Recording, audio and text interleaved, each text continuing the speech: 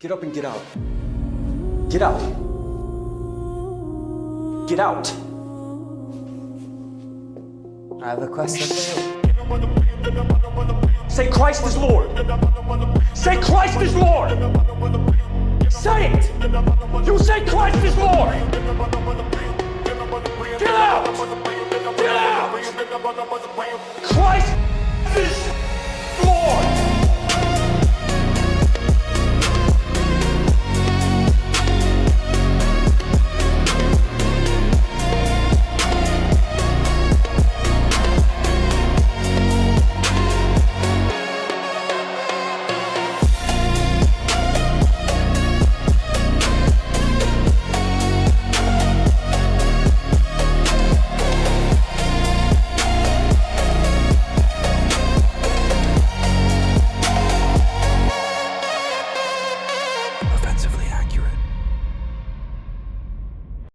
Hello and welcome in to another episode of Offensively Accurate, hosted by yours truly, Alice Thug, aka White Boy D Voice, aka another racially ambiguous groiper. And I'm here to tell you that Jesus loves you and Christ is King. Unfortunately, alongside and next to many other unfortunate things. And good to see people in here. What is up, Mitchell Black? What is up, Hippocratic Oath, Craig Butler, Caleb Camarillo? Nice to see you guys in here early. And we have a good show for you guys today.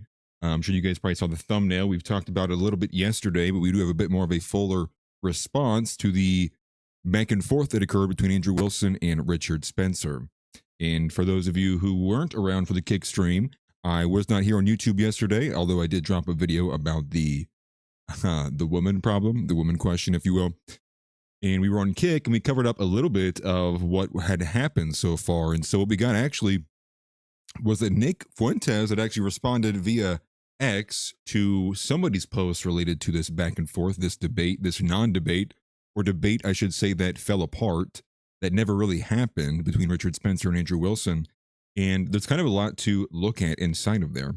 What is up, Donnie Brook? Nice to see you in here as well, man.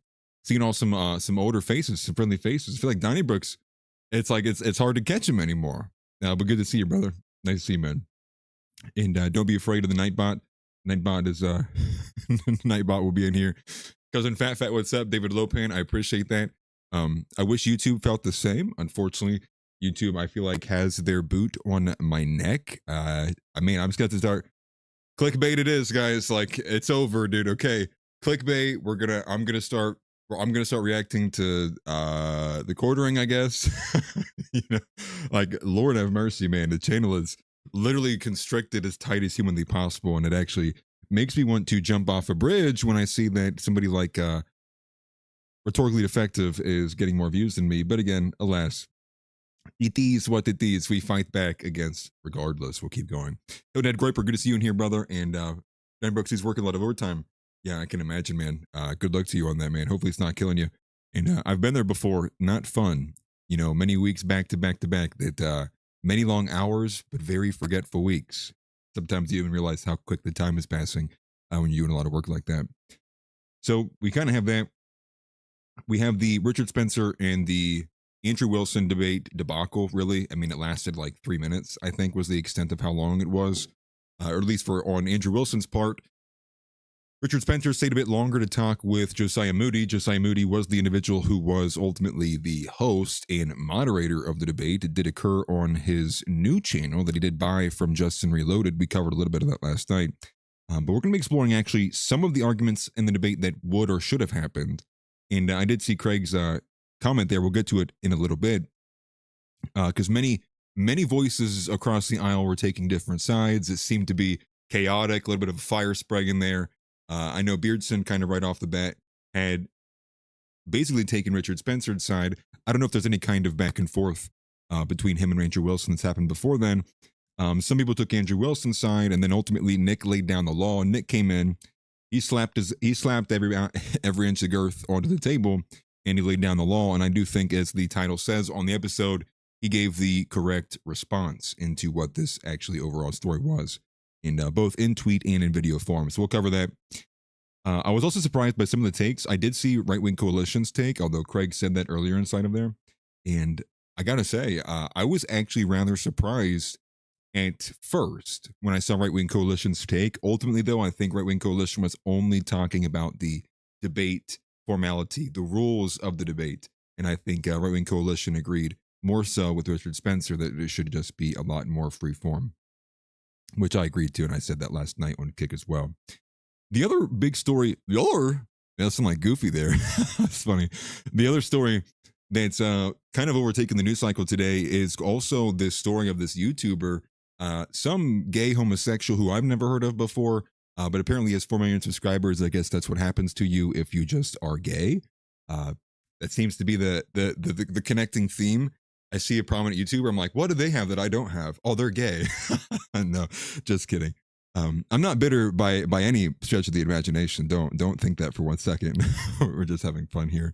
But it is this YouTuber by the name of like something McNuggets, and I believe his real name is something like Jesse Ridgway, although it is spelled a bit weird.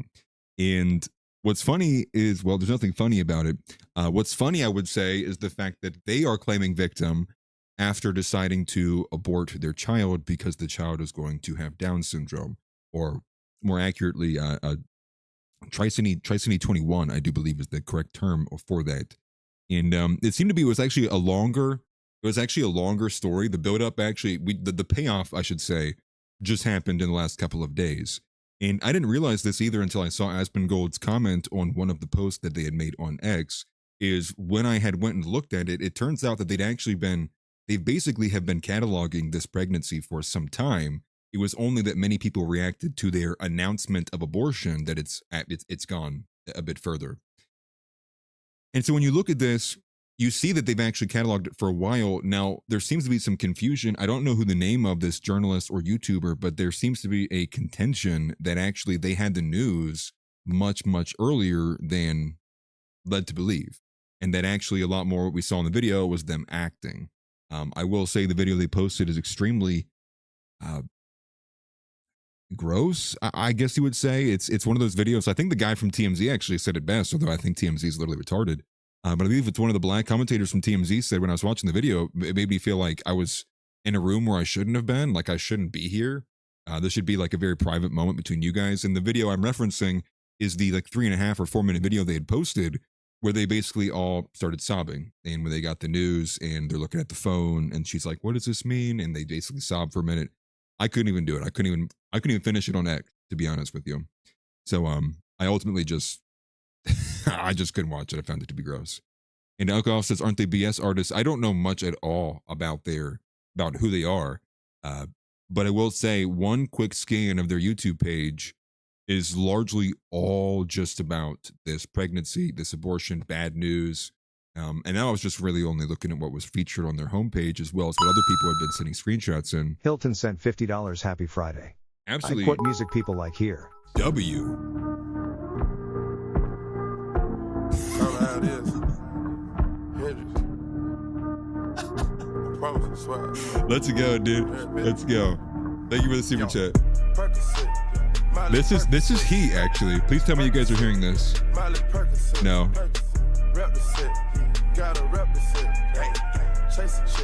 I gotta make sure you go to the screen where you can hear it. I do like Future, by the way. I appreciate you sending the 50 because this is getting copyrighted the moment I end the stream. But Major W Hill Ned, man, I appreciate that greatly. But yes, we can do this with Power Chat. Power Chat, you can send in media, and it does the TTS as well. He's playing the whole song. This is fair, dude. He's getting his money's worth, right? He's getting his money's worth. Let me make this a bit bigger, actually. I'm going to center it. And don't worry, Mitchell. I saw yours as well. I'll get to yours too, bro. I haven't heard this song in a long time, too, by the way. This is beautiful, man. I appreciate it. I just wanted to make sure the sound was going to come through. Yeah, let me, I'll lower it a little bit, and we'll talk through it. But thank you, Ned, brother. I appreciate that huge. The super chat came in from Mitchell Black as well. We're probably the first time I've had that where it came in out identical times. But we had one coming from Mitchell Black, 49. I appreciate it, man. He says, I used to like Andrew Wilson, but after the Owen Schroyer debate, I can't help from noticing how feminine coded his speech and mannerisms are, and I do agree. I agree with that, actually. There's been something, I would say, noticeably off about Andrew Wilson for some time. I would say probably the last couple of months. Let me turn this up a little bit, might be too quiet.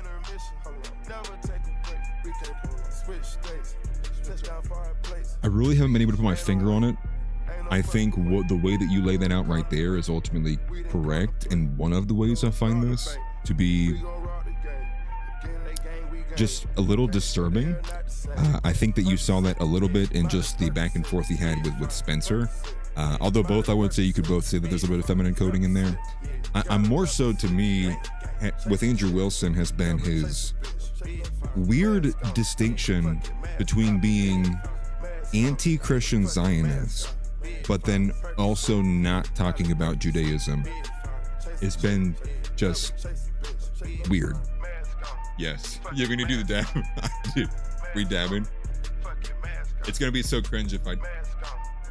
That's how we do it, right? Don't clip that. Don't clip that. Listen, I'm Unk now. I am a boomer. You can't clip that. Okay? That's the rule. These are the rules, and we all know this. But thank you for that, man. That was a big W. I appreciate that. At Mitchell Black SD2KR sent $4.99 on YouTube. I used to like Andrew Wilson, but after the Owen Schroyer debate, I can't help from noticing how feminine coded his speech and mannerisms are. And we did get that. So, okay, so now we do it. We know it works double, back to back too as well. I appreciate that. Yeah, okay, everybody started saying clipped. Okay, that's fine. I'm going full Unk. I have no other option. I have no other way, no other place to go. But huge W to Ned Groiper. I appreciate the 50 bomb. That's awesome. And thank you for the song as well too, that brightened my day. And big W as well to Mitchell Black for that as well. For your super chat. I will have to, I do believe I do have it turned on this one as well, on this camera. I thought I didn't for a second. Maybe I didn't need to switch that over. Alice, were you born in the late 1900s? You could say that. I was born in the late 1900s, as late as 1995. If you can believe that, if you can believe how old I am. I mean, no expert says you ain't no uncle. It's funny. I'm getting there though. One step at a time. I am slowly getting there. That's funny. Huge W Net. I appreciate that, man. Thank you. The other story we're getting into, so we have the Andrew Wilson and the Richard Spencer element that's occurring between now Nick Fuentes getting involved, and ultimately we're going to see some splits happening now too, because basically for the last couple of weeks, from everything else that's been happening, you have a lot of Richard Spencer and Apollonians backing up Nick from prior arguments. And now this one kind of Nick interjects, takes Andrew Wilson's side for the most part, and now we kind of open the split again. And some of the Groiper generals like Pine Sap has been going back and forth with some of these other guys like Chrome Barracuda, who seems to be Richard Spencer's top guy. I ultimately don't know too much about Chrome Barracuda beyond what his ex posts, the ones that occasionally show up that I do see from him. But the other story going to this YouTuber by the name, I believe, Jess Ridgway, this guy has basically cataloged his abortion and is making money off of it. And the point I was making, ultimately, before we got Money Bomb, which is amazing, I appreciate, was the idea that other people are pointing out. There's about a month ago, there was a live stream done that involved this YouTuber's brother, and the claim seems to be that they knew the results of the test then, because at one point in the stream, they actually show the brother, and the brother reacts to the results. Now, one of the elements inside of that is, I don't think that guy is correct. I actually think that what they're viewing is actually an earlier test, or actually a screening. And I think what's being shown in the month-old stream is a screening, and the test we saw the other day or last night or 2 days ago was the actual confirmation of the genetic testing. And I know this because we've done it ourselves. Me and my wife actually went through that process with our first daughter. And so because I actually recently went through that, I feel like whoever's been putting that out there is making a mistake.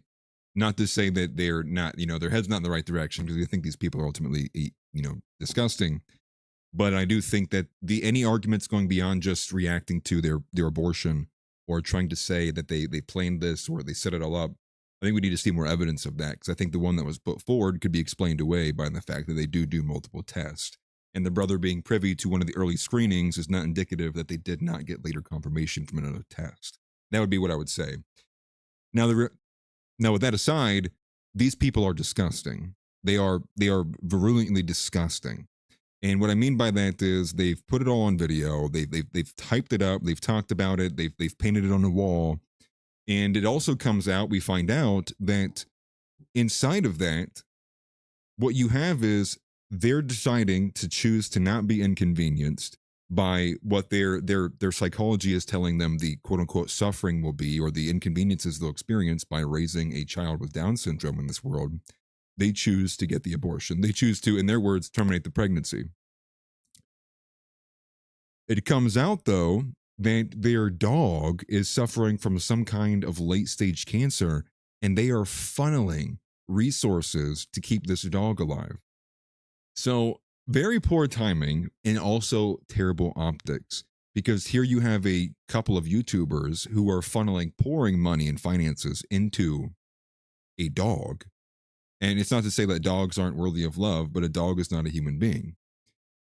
Then they choose to actually terminate the pregnancy of their own child because of the suspected inconveniences or money or other difficulties that'll go along with having a Down syndrome child.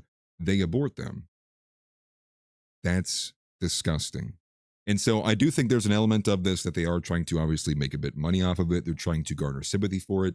Trying to garner sympathy for a decision that they made themselves. It's like you're doing this. It's like, and it's that funny meme. I think it's Eric Andre. It's the shooting meme where he was like, one scene he's like shooting the guy in the chair behind him, and then the other one's like, why did you do this? It's like, no. You did that.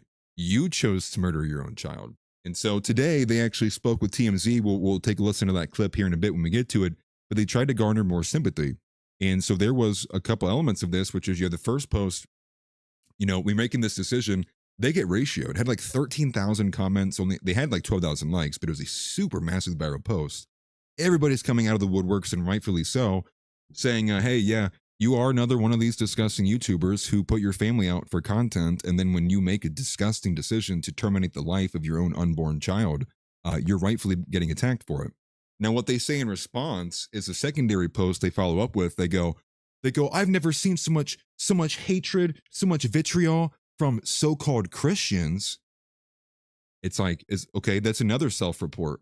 All you're telling and signaling to everyone else here is you have literally no understanding of what Christianity is.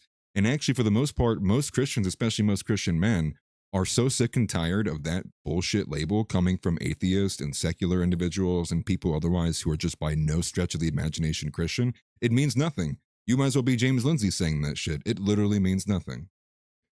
And so that post, they get it ratioed even harder because he's coming out and saying they shouldn't be getting what they're getting. It's like, you chose to make it public, and then you're coming online to bitch about the response you're getting. It's so nonsensical. And it kind of, again, it shows you a bit of this culture that we have developed here in America. And not even just America, but this first world culture of just, woe is me. Everyone's just like never accountable for their own decisions. And we know we talk about this with women, but it really does stretch across the board entirely, which is just, everyone acts just so offended that you have an opinion or you would disagree with them. And everyone has this idea of like deserving, like they deserve to do whatever they want, and this bodily autonomy. And it's just, again, it falls back to this weak, normie version of what life and morals and what is good is. And that all stems from this ratcheted, Jewish built feminist genocracy and overall liberal state that we have. And it's just sad to see. It's disturbing for one to see that, unfortunately, like the child being terminated, but it's also even more disgusting to see them expect that people pat them on the back for killing their kid. they rightfully have been getting annihilated by this, and we'll explore that a bit too when we get to the TMZ thing. But the crash out because people aren't patting you on the back for this is insane. And again, like the TMZ guy said, like it was very disturbing. Like watching that video, it's very disturbing. It felt like I was invading them. You know, it's like I feel like I shouldn't be here. You know, it's just very uncomfortable. So imagine what goes in the mindset of that, right? And I'm telling you as somebody who like makes content myself, like I think my daughter has been on screen maybe once, period, ever, like at the very back end of the stream, and that's because she came into the room.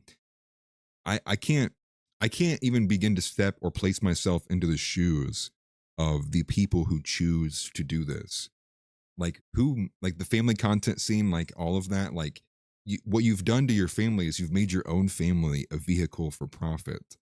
But again, that's a whole other side story. Third and fourth to that, though, we do have a couple other major stories inside of this. The third would be the fact that the Iran war is going poorly. It's going very, very poorly. And we do have an update today, or rather, I should say, happened yesterday, but it's being updated to most people today. And that is this story that, again, from Barack Ravid, also being published by Axios. Someone else also helped write the story, too. But it's this new story that, again, the big lagging factor, the big lagging element inside of the reasons why that it seems that we just simply cannot get these negotiations back on the table. And I will say, you know, credit to seemingly the administration for restraining Israel to some degree. It does look like we were able to get them pulled back. The only issue that remains has been something that's been a stickler. And Nick's made mention of this, and it's been something I've been seeing reported on quite a bit, which is the concept that if they are no longer being monitored by the IAEA and they have no, you know, there's no agreement inside with them with the JCPOA, there's no monitoring program occurring in Iran, meaning it's getting close to a year. It might have already passed a year. The United States has had no update. The world, for that matter, has had no update on what the status is of these enriched uranium stores that they supposedly had gotten beyond 60%. And so this is going to be the lagging factor, because what is the main reason why is the United States involved with war with Iran? Well, on paper, there's a couple reasons. You have the maybe more so alleged reason, or maybe a secondary reason, which is regime change. And I think primarily that's more so one of the primary, maybe perhaps the primary operative or operant of what Israel wants. But second to that, you also have the repeated element, especially from Marco Rubio, of degrading, or at least destroying or significantly degrading their ballistic missile and drone manufacturing capabilities, processes, plants, whatever. And we haven't done that either. But the primary position of the United States has been to get rid of their nuclear program, or put a hold on their nuclear program, stepping in and saying Iran's not allowed to have nuclear weapons. We as the United States, that's like the overall position, right? The rhetoric from a couple weeks ago has been that Trump has said it repeatedly, right? He's been saying this since the 1980s or whatever the hell they were going with. But that is the primary thing. And because we have no monitoring element on Iran, I mean, we're in a position where we basically just have to trust what they're telling us about the enriched uranium. And you know how that's going to go? It's not. That's not going to fly at all. So we have to get this. And so how are we getting this? Well, that's the news story of today. And it dropped from Axios, I believe, earlier this morning. But the story that came from Axios is that Kushner, along with Steve Witkoff, took an unannounced visit into Eastern Tennessee. And it was during this unannounced visit into Eastern Tennessee of where they met with one of the, I think it's called Oak Ridge, but they met at an energy plant. And supposedly the article says two things. They say, one, they met with well over 100 different scientists and energy officials to begin to prepare them to bring them in and up to speed on negotiations with Iran. So much so that if the negotiations get to the second stage, they're going to know what to do and how to do in terms of handling and how to transport and deal with this enriched uranium stockpile. The article also talks about how some of those scientists who already are at that Eastern Tennessee plant had actually been involved in the Venezuela operation, which that was actually news to me. I didn't realize we actually took any enriched uranium from Venezuela, but we did. Apparently, Venezuela had a research reactor, and it was this research reactor that they took. That there's already some people that are based there in Tennessee at this energy plant or whatever it's called that are familiar with how to engage with it.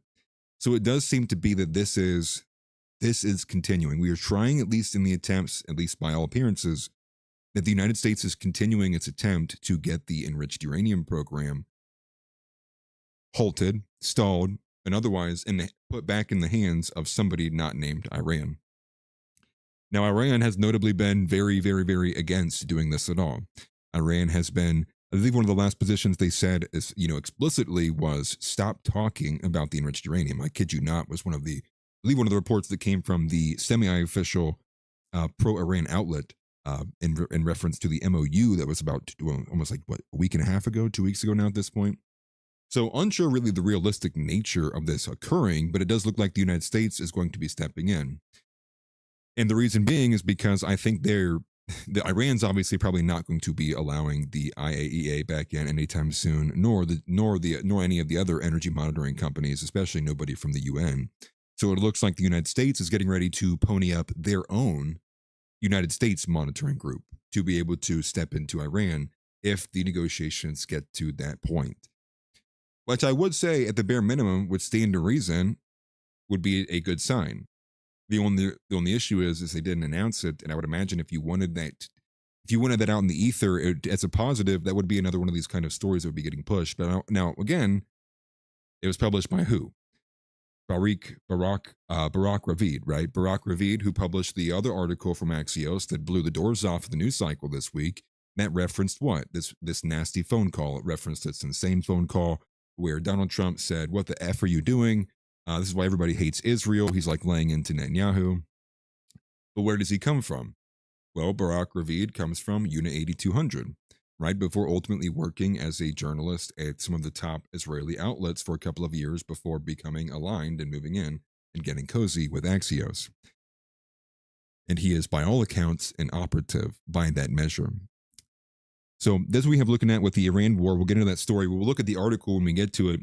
The fourth major thing that's happening today is also, well, again, there's a few other major things happening around the world. And one of those that we're not covering today, but was brought up by Donnie, is the Albanian protests. I would even say at this point, I've seen many videos, some turned riots, in response to Jared Kushner and Ivanka Trump stepping in and trying to purchase to the tune of like 1 billion or like 1.6 billion, something to that effect, of purchasing an island. I believe the name of the island is like Slava Island or Slana Island, something like that. And they are purchasing it, and it also is coming with something like 3,500 bunkers spread across the island. Many people have been immediately pointing and making the comparisons to Jeffrey Epstein's island. I believe I was sent a video by Rathbone by Donnie, which I watched a little bit of, and that seemed to be the points that he was making as well in there too.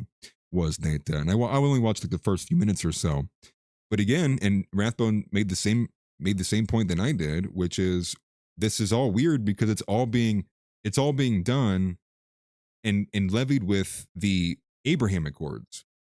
Now, we've talked about how insane it would be to get either Saudi or Qatar into the Abraham Accords, especially at this point in time. Now, with some wartime leverage, notwithstanding, but it is curious because Jared Kushner, we kind of know what his kind of positioning is inside of this administration, very, very pro-Israel. But it's very odd because it does, again, point to this idea of bringing more nations into, or I guess under, the one singular banner, which is this coalition, the Abraham Accords, which would align more groups towards Israel, which align more groups, or at least at the bare minimum, normalize relations with Israel. And it seems like this is a continual push. At first, when it was first thrown out there, it seemed like a long-term play to put pressure on those nations in hopes that they agree.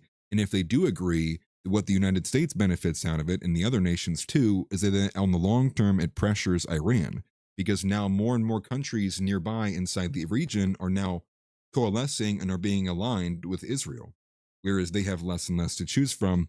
Ultimately, though, I think that pushes them closer to China and Russia. And I'm sure China and Russia would be willing to get involved too, because if more countries are aligned with Israel, I think ultimately that means they are, by an effect, especially with China, by effect and large, they are oppositional at that point. Russia's a bit of a different story. But that's just a short snippet of what's going on over there in Albania. I've been tagged 1,000 times with all the Albanian flags, especially on X. So I have been following the story, ultimately not to the degree I've covered some of this other stuff. So perhaps we'll cover a bit of that tomorrow if I get a chance to see more about it. The other story I wanted to pay attention to today is the Carmelo Anthony trial. And there's a bit of an update with the Carmelo Anthony trial. One of those, and it's been a minute since I've talked about anything related to the Carmelo Anthony trial, but his murder trial opened up with no black jurors. So you can already imagine how people are reacting to this. So the murder trial opens up, there's no black jurors, although I don't think that means it's an automatic win for us in Metcalf. We know how many of these liberals, how many white individuals can be very, who are left-leaning, can have, the heat maps. Their inward preference towards their own in groups is like a negative, and their preference towards out groups is the positive. So who sees? I'm sure we'll see more with that. But as expected, because everybody supporting Carmelo Anthony is predominantly black, they were obviously not happy with this, and so I believe Savannah Hernandez, who formerly was working with the Blaze, I would assume she's still working for the Blaze, but I'm unsure where she's at now, because the last video I saw of her was watermarked and branded all over with TP Action. So Frontlines Turning Point Action. They've got a few different like secondary companies now. I'm starting to lose track of it. And again, it's Turning Point. So make of that what you will. But she's been covering a lot of this, and she's been getting some good video angles, one of which we will take a listen to, because the woman just straight up says, even if evidence was shown that Carmelo Anthony was in the wrong, this woman says that she would still stand by Carmelo Anthony. And she says verbatim, no, we're going to stand by ours regardless. And she points back at Savannah and says, they stand by theirs regardless, which is literally insane. Like, no, we don't. Like, it's actually a common, and again, I don't expect a black woman to understand much, but it's very common. It's like common knowledge on the dissident right that one of the biggest weaknesses inside the white race in general is that we don't have a strong in-group preference. We're like one of the only few groups that don't have that. We're actually, I would even wager, the only group that doesn't seem to have this. And it's becoming a strong weakness as it shows itself in the political ecosystem time and time again. So we'll take a listen to some of that, what's happening there. But his supporters have been threatening violence nonstop. I don't know if any of you have seen these videos. There's been some phone videos, there's been some widescreen videos, there's been many of these videos. And all the supporters are basically throwing around, obviously heavily racialized language, very, strong language, if you will. And you also have the even more retarded ones who are, instead of threatening violence, they're just threatening your IQ and your brain cells by when they also scream things like Carmelo Anthony was not the aggressor. Don't believe me? We'll watch the video here in a second. So that's kind of a gist of what we're getting into, what we're starting up to as well. We'll also touch a little bit on Lauren Southern as well. Lauren Southern came back into the space too, and House Leotardo sent $25. The new judge in the Aaron Spencer case dismissed all charges. Win for the good guy. Massive W. House, I appreciate that greatly. And I did see that, although I guess I was confused. I guess I thought that they had already dismissed the charges, or when we had covered it last, it looked like they were maybe getting ready to move to dismiss the charges. No. I think it was that he won the election. I think that was the last time we talked about Aaron Spencer. I'm pretty sure he won the election. Maybe the charges weren't dismissed yet on that point. But W House, thank you, W House AI, top dog in here. I do feel bad because House sent in a bunch of stuff in a tinfoil hat, and I didn't get a chance to look at any of it earlier today. So we'll probably spend time. Wait, pause for what? What I miss?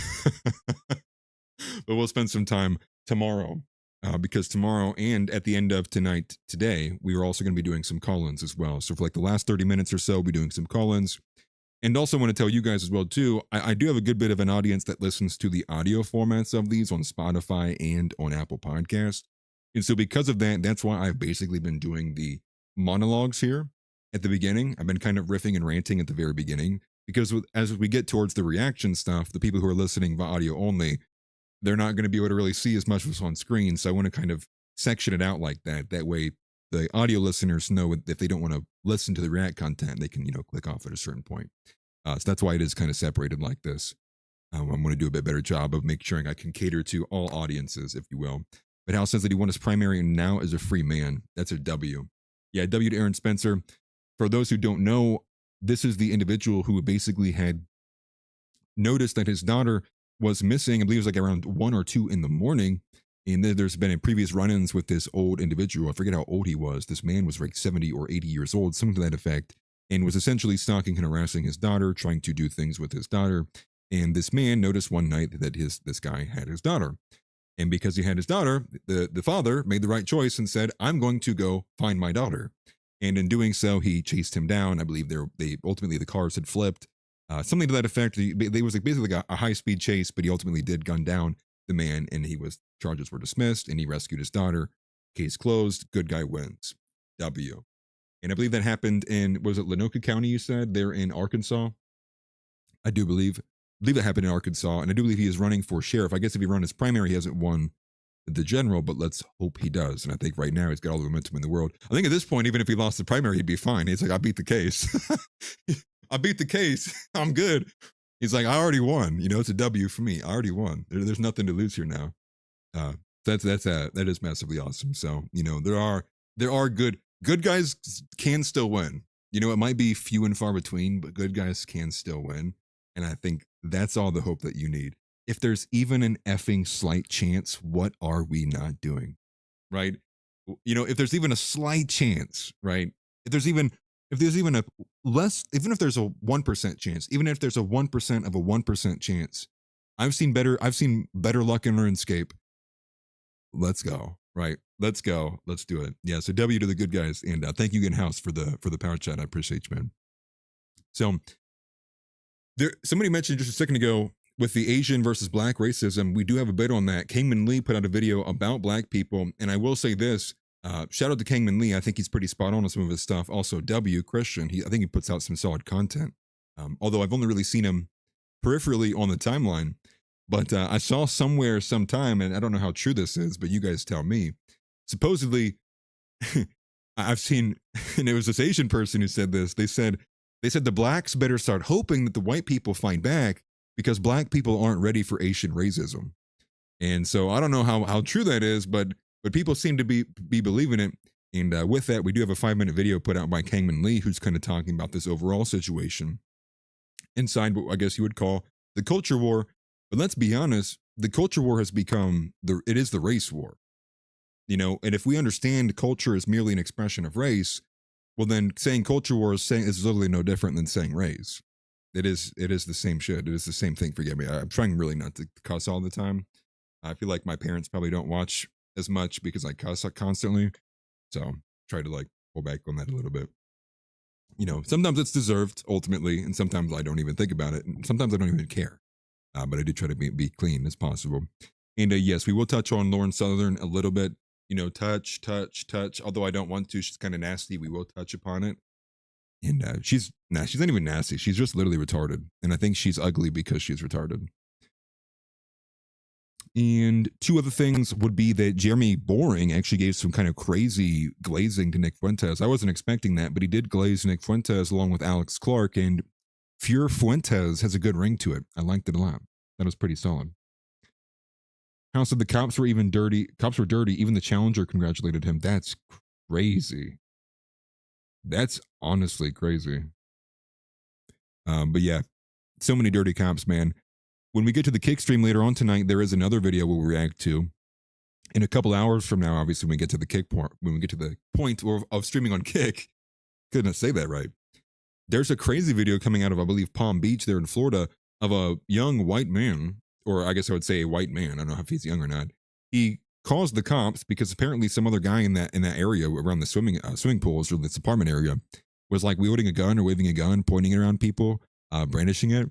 The cops get there and they arrest and attack the guy who made the call. And then it's 30 minutes later, they finally get to the guy who's waving the gun around the complex. And I'm not even joking you. The woman who's causing the cop who's causing the problem is a woman. And to make it better, she's not even a white woman. Her name's something Guerrero. And she's I would imagine some chubby torta who's just wasting everyone's time and tax dollars. But that one's just kind of insane. And it does, there's a part of me, and trust me, I don't know if it's because I actually should feel this way or it's because I have the remnants of being a wigger inside of me. But there are parts of me that I do look at some of these cops and I'm just like, I can't stand it. I hate the way policing is in this country. I do. It's not to say like I don't like law and order. It is to say that like the current state of policing is just corrupt and so easily corruptible. And the same way I feel about the judges in the court system, like it's honestly a blight to God that we allow women judges, the same way that I think it's a blight to everything that we consider moral and upright that we allow female cops. I think that's insane. I think it's just as insane as a female firefighter. I think it's just as insane as a female pilot. I think it's just as insane as a female frontline soldier. It's just nonsensical, and everyone trying to explain around it otherwise is honestly off the rocker.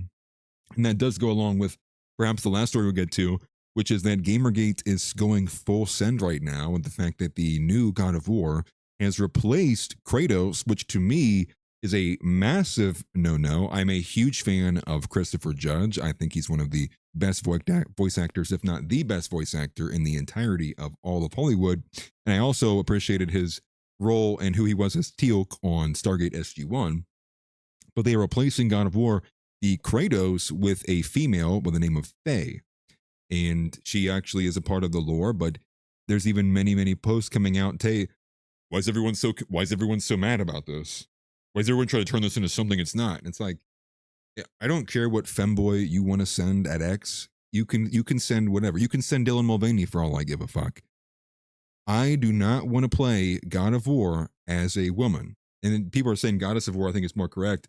I would say this, Goddess of Laundry is actually the most correct. Somebody made an AI video of a screenshot or a still screen of one of the trailers that they released, I'm assuming at the State of Play here in the last during this week. And the still frame, instead of her doing like this power up or whatever, she's in the river, she just starts washing laundry. It's like, dude, I have the video, we'll watch it here in a second. It's like literally I've been dying. Every time I see it on my timeline, I'm like, that's perfect. That's honestly perfect.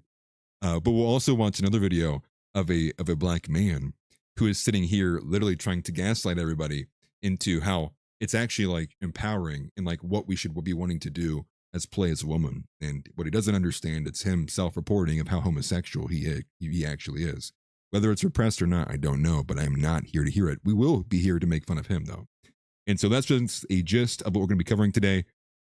Let's get started. Cut straight through, offensively accurate, that's the view.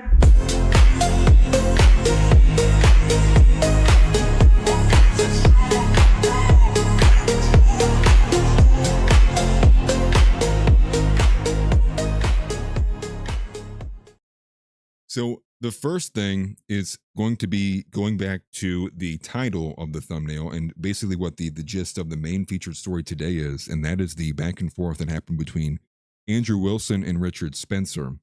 Now, let me grab and open the right one. Now, again, it was hosted by Josiah Moody.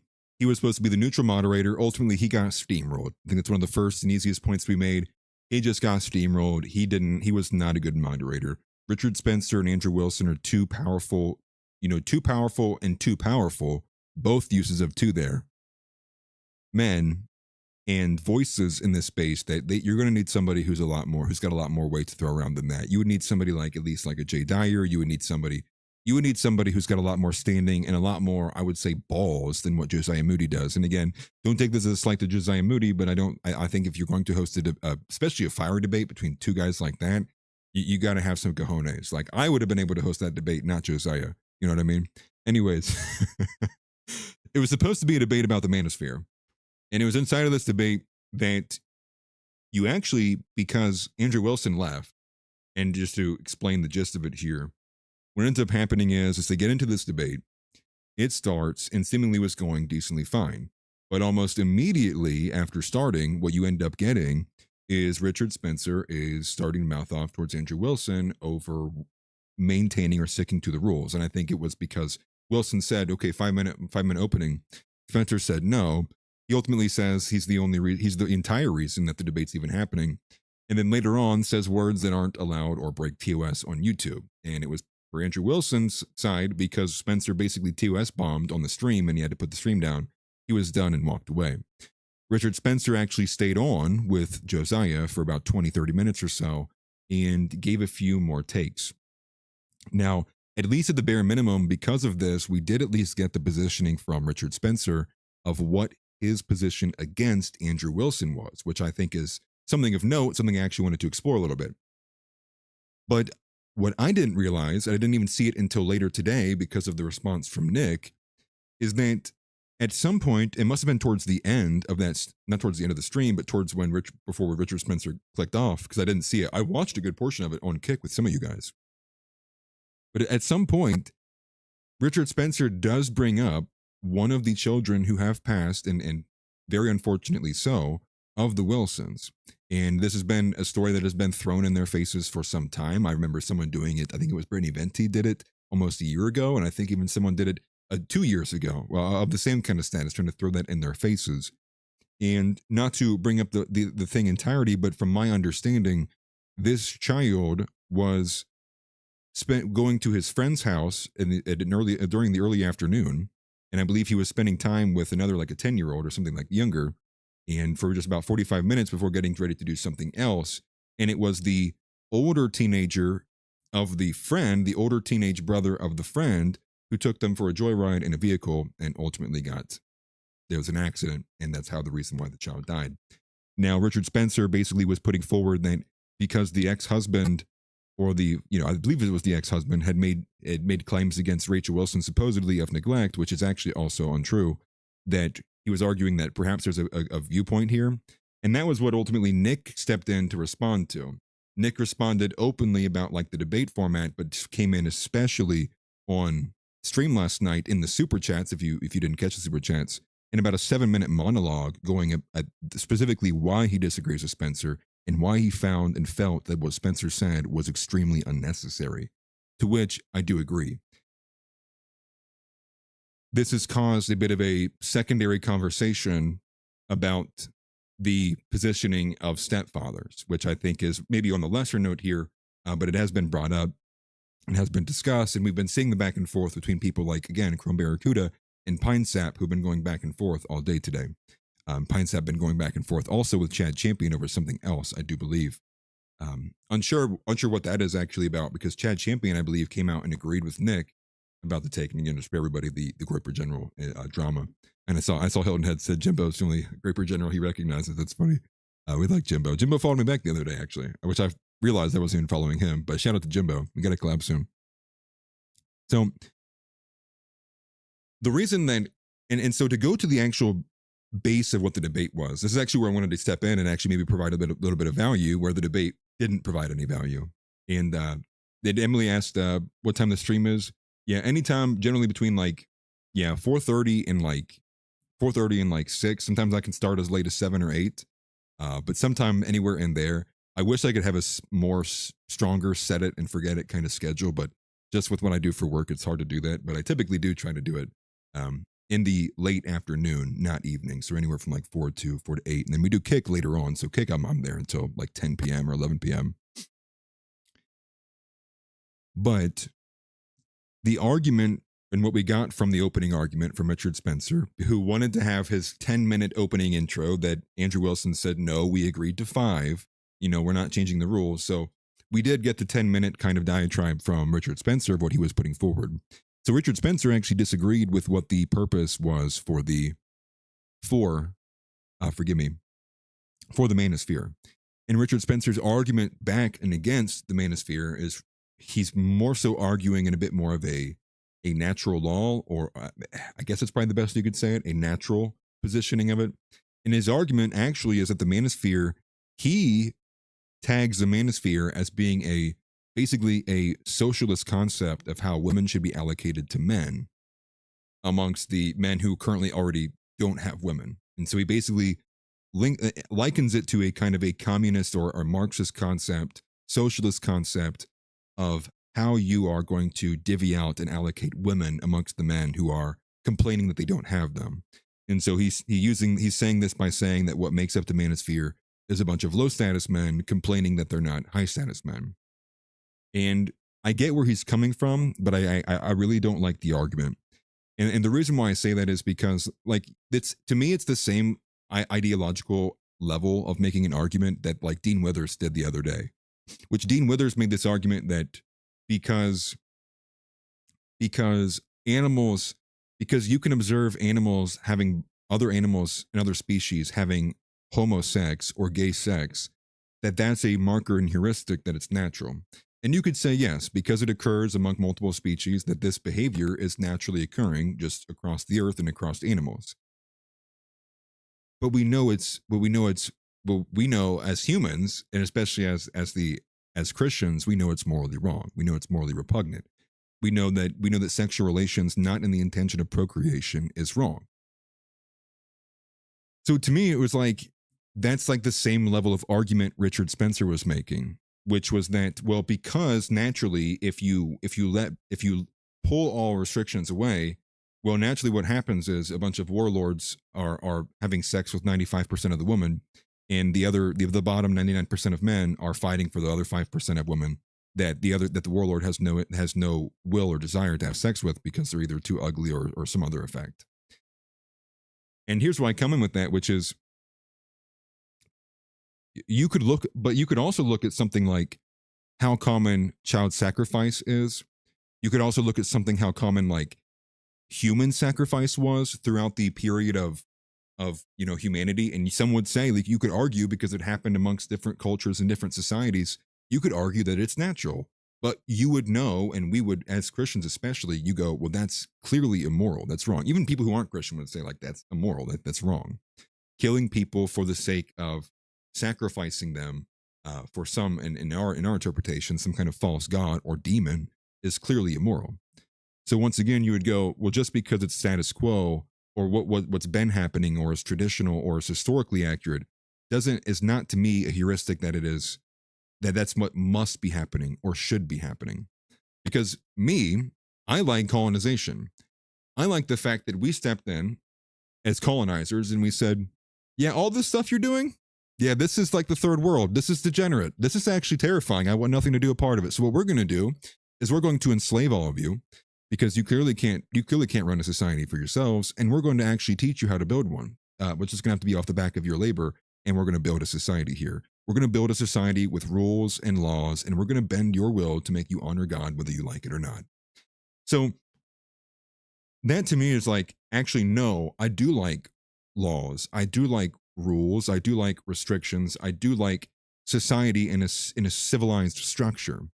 And I would also say, if you were to reverse that, I would say then that you could also make the argument that Richard Spencer's arguing for like for full-blown, unrestricted female nature, right? If that's the pro argument, if he's arguing against the manosphere, well, then could you also not apply that then he's arguing for genocracy?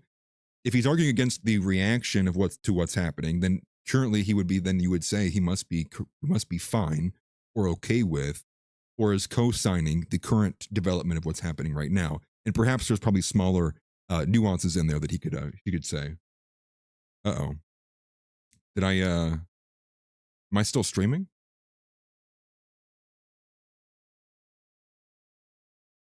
Am I still streaming? I hope so. Did the stream just go down?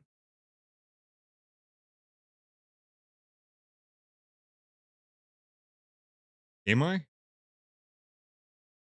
Okay. Oh, okay.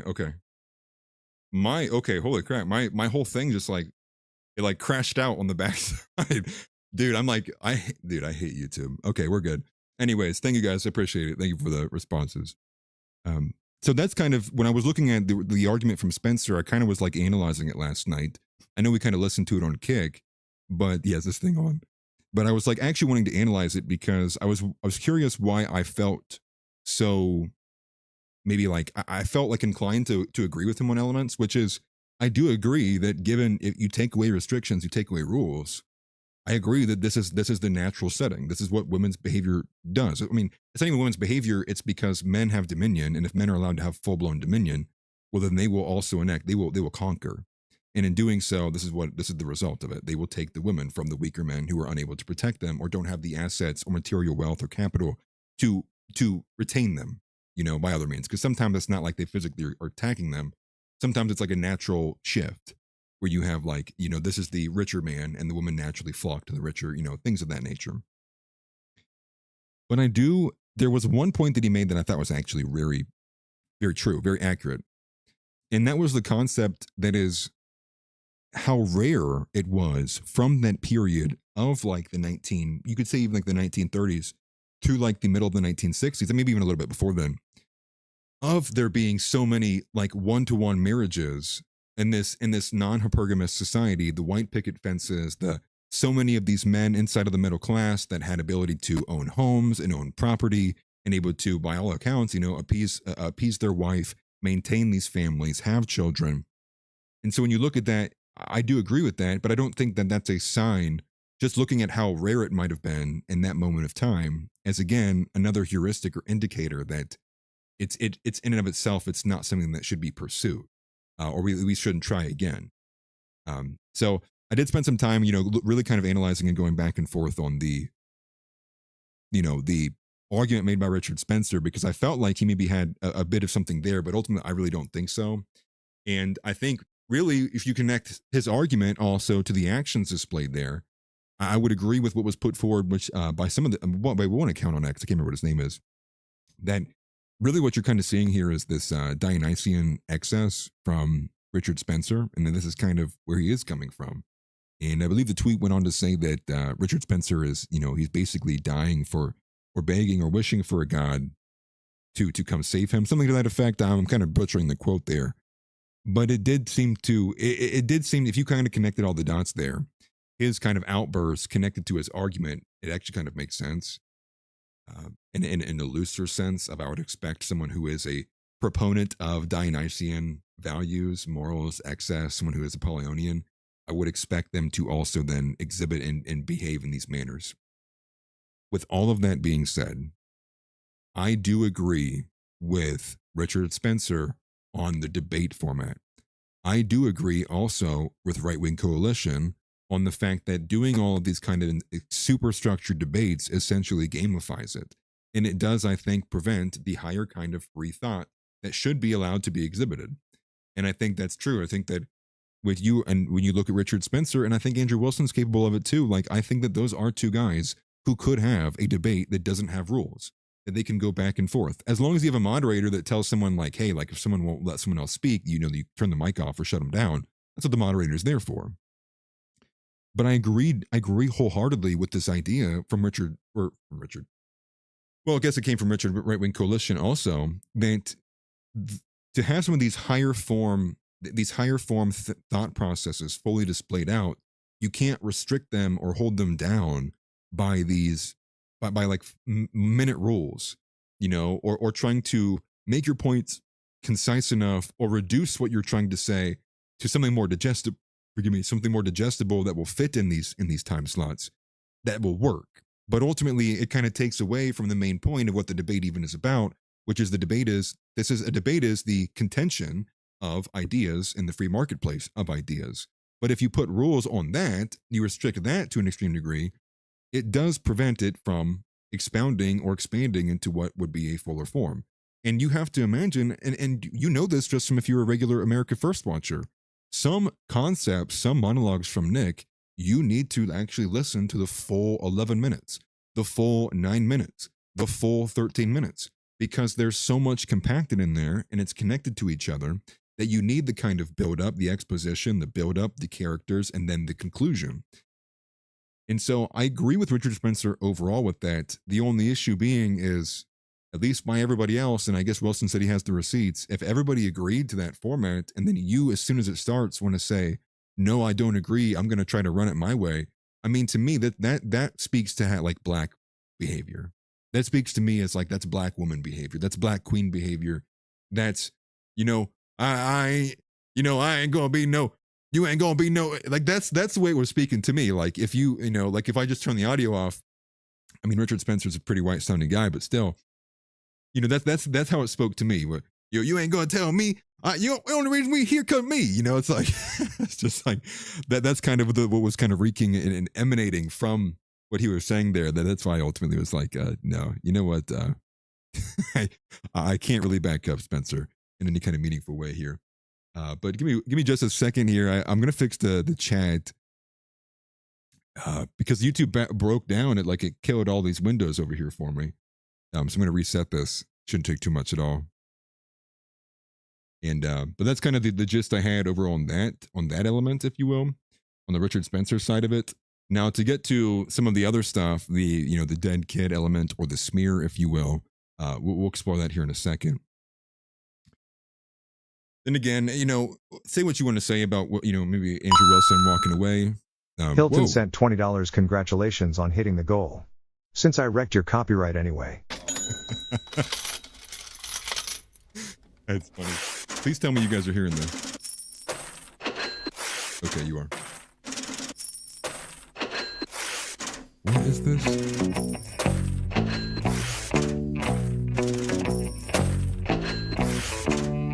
And thank you, Massive W. Thank you for hitting the goal, brother. I appreciate it.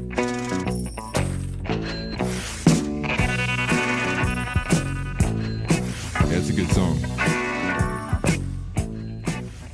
That's a good song. We can rock with that. Hey, who needs AdSense, dude, if we have Power Chat? You know what I mean? It's alright, dude. Let's see. I actually have something I can do on this.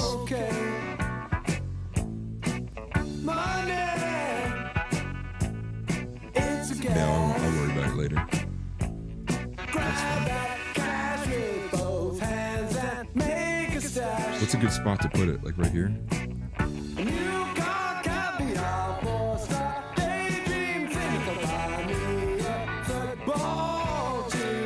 What a song, dude. What a song. We love that. Chat's fixed up. We're back in business here. We got to take breaks every so often, right? Intermissions on the schedule. That's funny, though. I'm going to turn it down a little bit. Thank you for that, brother. I appreciate you, man. Send a thumbs up if you guys can still hear it. Volume's okay on that.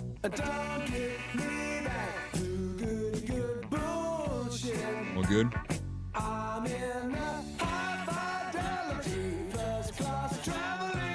Jutsu? American Jutsu? Perfect? Okay, perfect. Thank you, Smelly. So, that was kind of my overall response to, like, what would have been in that debate.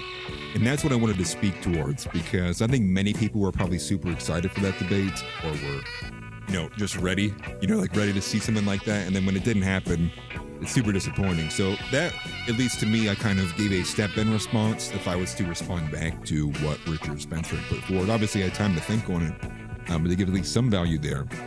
And again, in the aftermath, it wasn't any prettier. Josiah basically tried to play defense for Andrew Wilson. Richard Spencer just kept going on and on, the running away. Richard Spencer at least gave some bites of substance inside of his response in there, too. And like I said, too, Right-Wing Coalition came out, stepped out. Keith Woods responded to him, I believe. I think Keith Woods actually ratioed him. And when he ratioed him, Keith Woods was basically saying, no, I actually don't agree with this. But we can actually go find that. I think that'd actually be a good tweet to put up on screen and look at here. Let's go here. Not this one, but on X. And just to give you guys a concept of where some of these signs have been drawn at.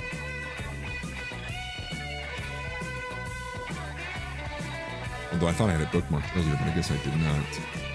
Oh, and here it is. It's right here. It's the first thing. I'm going to make this a little bit smaller just so we can see the chat here. But this is from the Right-Wing Coalition, because Richard is treating this like an exchange of ideas.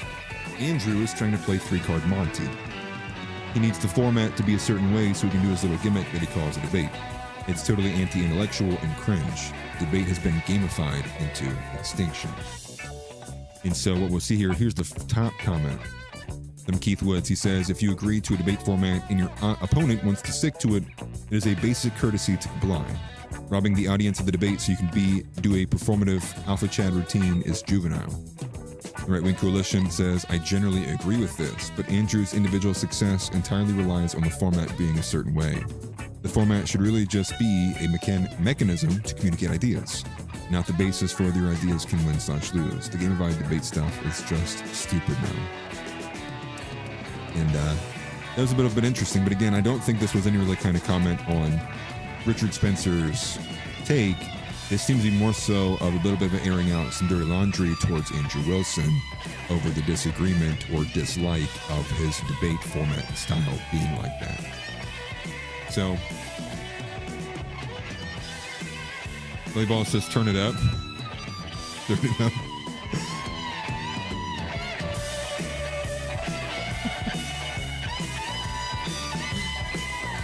Oh, you can barely hear me. Okay. All right. Well, it looks like it's over, though. We got it. Hey, it's fine, though, because Hilton Head sent it in, right? That's why it's fine. We're good, dude. Nobody could hear me. It sucks because it's like the one of the few things I don't have the dampener on, or the ducker on, I should say, is the TTS. I'm gonna have to change that. I'm gonna have to put it over the TTS too, which we could. But shout out Hilton Head, dude. I think that's the first time we hit our goal, by the way. So I'm not even mad. I'm not even mad.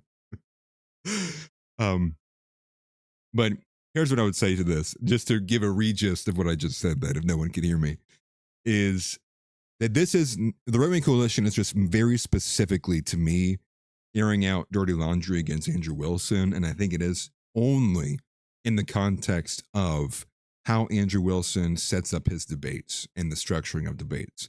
I don't think this is anything like a full endorsement of Richard Spencer or his ideas. I think if you just even cite and see this, even in the back and forth here between Keith Woods, and I agree with Keith Woods. I mean, like, I wholeheartedly agree. Like, I hope Right Wing doesn't take this the wrong way, but I agree with his opening take, and then I agree with this take from Keith Woods. But again, trying to play 3-card Monty, he needs the format to be a certain way so we can call it a debate. It's being gamified into extinction. Kymik7U05 just followed on Kick. Hey, thank you for the follow. I appreciate that. We're close. We're about to hit 70 followers on Kick, by the way. W's. So there's so much nuance here. And that's kind of maybe the cool thing about it, as what I would say overall, is that there's so many of these smaller, I guess, arguments happening inside of here. And, I don't think I need to be playing defense for anybody, but I would say that. I mean, I don't think that this is the Right Wing Coalition saying, I agree wholeheartedly with everything that Richard Spencer said and that he did in that debate. I think it's more so a statement against Andrew Wilson from the Right Wing Coalition. But like I said, there's been back and forth from a lot of different sources there too. And Emily says, I mean, they donate some dirty laundry gang. I don't think Nick understands the depth of depravity. Well, so here's the thing. We're about to get to it. We're about to get to Nick defending Andrew Wilson here, actually. So, but first, I am going to play the actual clip that he is responding to, so we have an idea of where to start at. So we're going to go back to the watch screen here. This is going to be, again, this is the clip that was clipped and posted by W to Howling Groiper. He clipped this and put it up. And Phil Sky, here's Pinesap saying WTF. 히포크라틱 코프 8,798센트 파이브 달러즈 마이 페이블입니까? I was like, what is that? What's going on? Hey, what's up, Hippocratic? Okay. All right, let's do it. What is this? Bitch sit on my face, I attack that. Choose up, Lil John, I'm finna pack him. When it comes to my bitch, I'm straight awesome, dude. active. I wonder if you're just gonna shut me down, dude. Little bitch, shut the fuck up. Tell your best friend, shut the fuck up. Is that good volume? Tell me lower or higher. Shut the fuck up. Tell your best friend, shut the fuck up. Hey, you know I love it when you talk dirty. Messy, you my orange soda shorty. You act like a lil me, I wanna fuck you. You the type to kill me, I won't touch you. Kevin says higher, Donnie says turn it off. You want me be the man you can vent to. He says power through. It's perfect. Okay, we'll keep it here. It's looking like my voice is so much louder than that. On my face, I attack that. Choose up. It sounds decently loud on mine. Oh, it was okay. Hey, W to Hippocratic. Hey, thank you for that. I appreciate the super chat, the power chat, and yeah. So thank you guys for helping showcase the power chat can do. I guess it seemingly is much more fitting for Kickstream than on YouTube, but we love it regardless. So I appreciate you guys. Thank you greatly. That helps me tremendously. And but here is the clip, though. This is the clip that we'll be covering. This is what Nick responded to. But again, I'm going to place a lot of emphasis here because I think this is why, I'm going to be honest, this is why I love Nick. This is wholeheartedly, this is the reason why I love Nick Fuentes. And I mean that like why I listen to him, why I follow him. And he reminds me every so often with these monologues of like, he centers it, he lays down the law, and you go, this is why I followed this guy. You know, this is why I follow this wicked, dude. It's because of stuff like this. But first, here's the clip, and this is what Nick ultimately responded to last night on America First. It's not some ideal. You know, one of their children died due to neglect? Not due to I'm neglect. not sure these are great Not parents, due to be neglect. honest. What are you talking about? That's what I've heard doing some basic research. You've heard wrong, and you're smearing a family who's been through the ringer, and you're saying that this is their fault. How have they been Richard? through the ringer? Their child died, and you're saying it's because they neglected their child, Richard. Do you know how fucked up that is? That's what her other husband claimed. Okay. So I don't know. what? Doesn't he have a point of view in this? Can he be right? I don't know. No. I know. Why? Why do you say that? Because that's not how this works. I know somebody who went through the same exact situation in Arizona. They went out. They were underage. They were also drinking, not legally able to drive. Ran a red light, and one of them died. Their young child was hanging out with the wrong crowd, and her basically, if I remember correctly, this is the story. It can always be the wrong crowd. Rebel Wilson was allowing the child to run with the wrong crowd. Her ex-husband or ex-lover, the father of the child, was worried about this and was seeking custody. And Richard. was apparently right in that child died in tragic circumstances. I kind of agree, Kevin. Ultimately, Dude, that's kind of the gist of it. We don't really need to see the other, like the final 10 seconds. And you can hear him in there. He's piggybacking off the research that he did. Well, I don't think he did any research at all. I think he's basically just taken the word of maybe he saw a post of the ex-husband or someone in that guy's camp and basically was like wielding it as truth. Moderator was ultimately far too soft, but you should expect that, I guess, from Josiah Moody. And this is what Nick responded to overall. And I do find it to be, it is rough. I think it is rough. So here is this clip. And again, like I said before, this to me is why, it reminds me why I like listening to NJF. Not even like, but why I love NJF. And why, to me, he's the only commentator, right? Like all energy and efforts, like, right, we're sending it upwards. And you can see this is actually a quote tweet from Andrew Wilson. He says, "And kindness like this won't be forgotten." He says, "Thanks to NJF." And this is from White Sox Clips. Go and follow them on X if you haven't already. They are also another W. Groiper clipping account. But here is this. It's a bit longer, but 7 minutes. But it is a full-throated monologue towards the event that happened there. And I think it's perfect. It's too good not to listen to. Noisy 95 cent $20. Congrats. El take el jefe. Andrew sucks and you know it. Transcended love perhaps, but real masculinity shouldn't be conflated with being a cuck raising cuckoo children. Yeah, you're just wrong about that. That's just a LARP. Sorry, that's just a LARP. When you say things like that. Conflated with being a cuck. It's not about being a cuck. It's about, then this happens in people's lives. Two people find each other. It's never under ideal circumstances. I think anybody would grow up and they want to marry their high school sweetheart. Everybody wants to grow up and have a glamorous, wonderful, beautiful life where nothing bad ever happens. And you marry your first love and you have lots of kids and you have a picture perfect life. But that's not always how life goes. And sometimes for one reason or another, people get older and they find people and they break apart, or they don't find somebody and they grow older. And look, what happens is that people, for whatever reason, will fall in love with each other. There'll be kids from a previous relationship for one reason or another. Sometimes it's a widow. Sometimes the husband dies under tragic circumstances. It's not always the case that a woman is just sleeping around. Sometimes there's legitimate circumstances. There's domestic abuse. These things do happen. And then you might find a guy who, let's face it, Guy's getting older, can't find a wife, finds a nice enough, decent woman. She's got kids. And yeah, it actually does take a lot of integrity, and it does take a lot of self-assuredness, and I think piety, to step in and have love for those children and not resent them. Because you can be mad that your situation is not ideal. You can be mad that you didn't have the picture perfect life, which I think all would agree is ideal. I think anybody would agree the ideal is that you fall in love with your wife, you're both virgins, you have kids, they're your biological kids. I think anybody would agree that is the way anybody would want their life to go, but that's not always how it happens. And so I would say this is probably the most important part, because he gave this caveat both in the post before the show, which is obviously this is not the ideal, then this is also the position as well that he takes here in the show here. And this is actually what I think is one of the big defining distinctions between AF and the Groypers as well, is the fact that it is because we are, again, Christian first. And this like defending of the, and I think everybody wants to go at Rachel. And here's the thing too, I'll admit to you right now, I don't have a full understanding or history of like who the baby mothers and all that is too. But what I would say back to that is, if you are someone who does, why?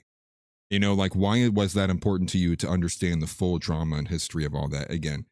And sometimes you want to explore these things to make sure people are the people who they are, sure.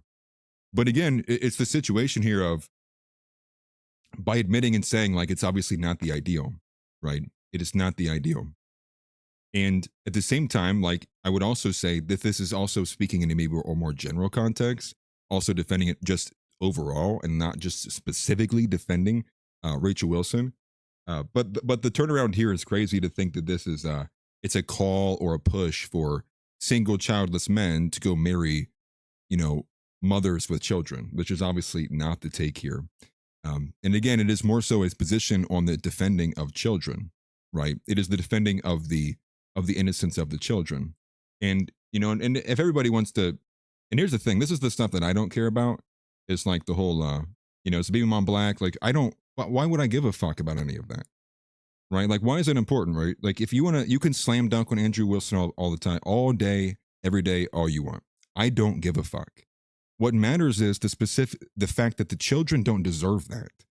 The children don't deserve what person sits and says that this kid doesn't deserve a father, right? Like what kind of person do you have to be to sit there and say, no, my ego serves me more.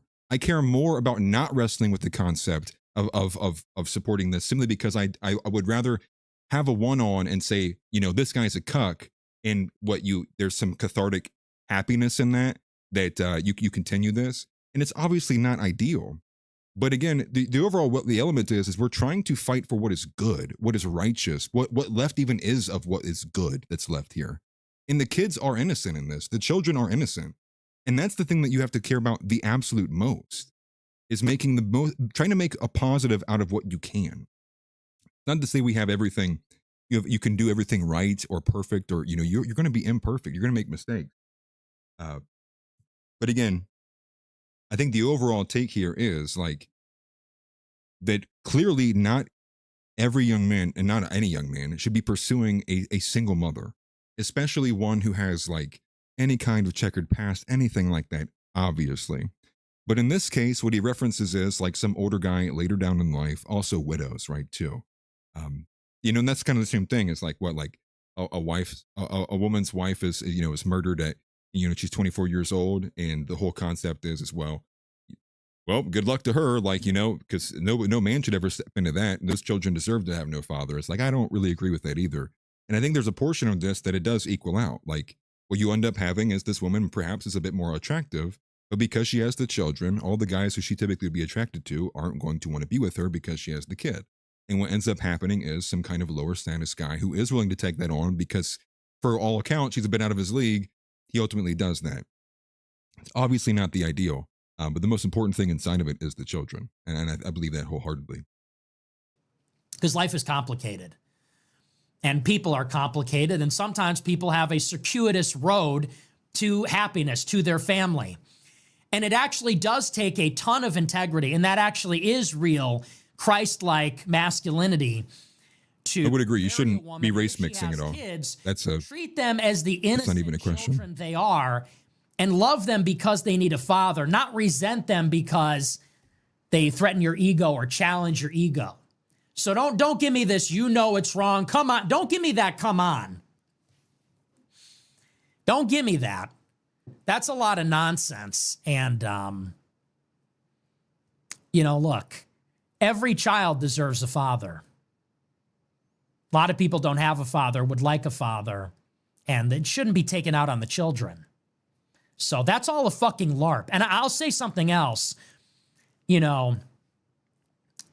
I do believe in Jesus Christ. I do believe in mercy. I do believe in forgiveness. I do believe in charity and magnanimity and grace. These are our values. This is what it is to be good. These other people that are talking down on that are not role models. And here's what I would say too. There's been many times that have presented themselves in my lifetime, even on a personal note, that, if I'm even with instances where it's I'm arguing with my wife, and I know wholeheartedly I'm right, or I'm completely correct. It doesn't mean I sit there and all of a sudden I say no, honey, you're correct. No. But it is to say there's many times I can sit there and say, I'm going to choose my ego.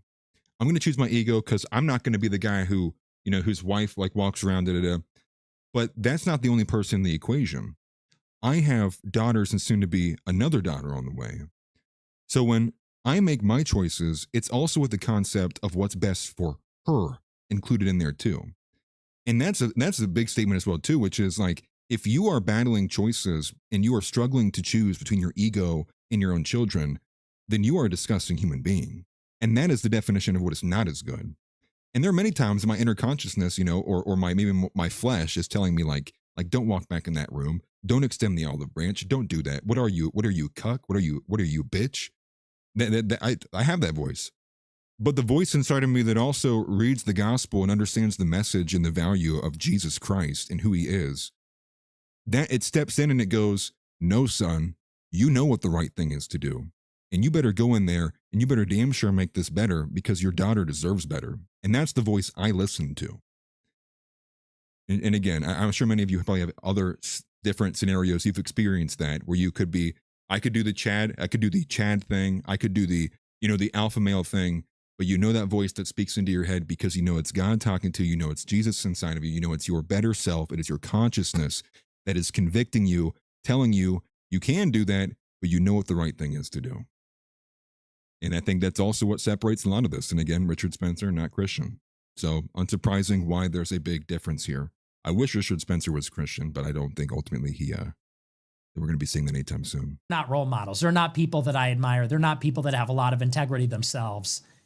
So I really don't like that people are going after. I mean, listen, I don't agree with Andrew Wilson on everything. Him and I, we obviously have we agree on a lot of things. We have somewhat different politics, but that actually is a decent man. That is actually a good man. He's got a good wife. They have a nice family. He's doing the right thing. He's being a father for fatherless children. At Caleb Camarillo CHG sent $4.99 on YouTube. Incredibly based W. Atlas. I appreciate that, Caleb. And thank you for the super chat, brother. This is something that I want people to really understand this. I do struggle with this. I want you to know this. I am somebody who has came from I was not a good person 10 years ago. I was not.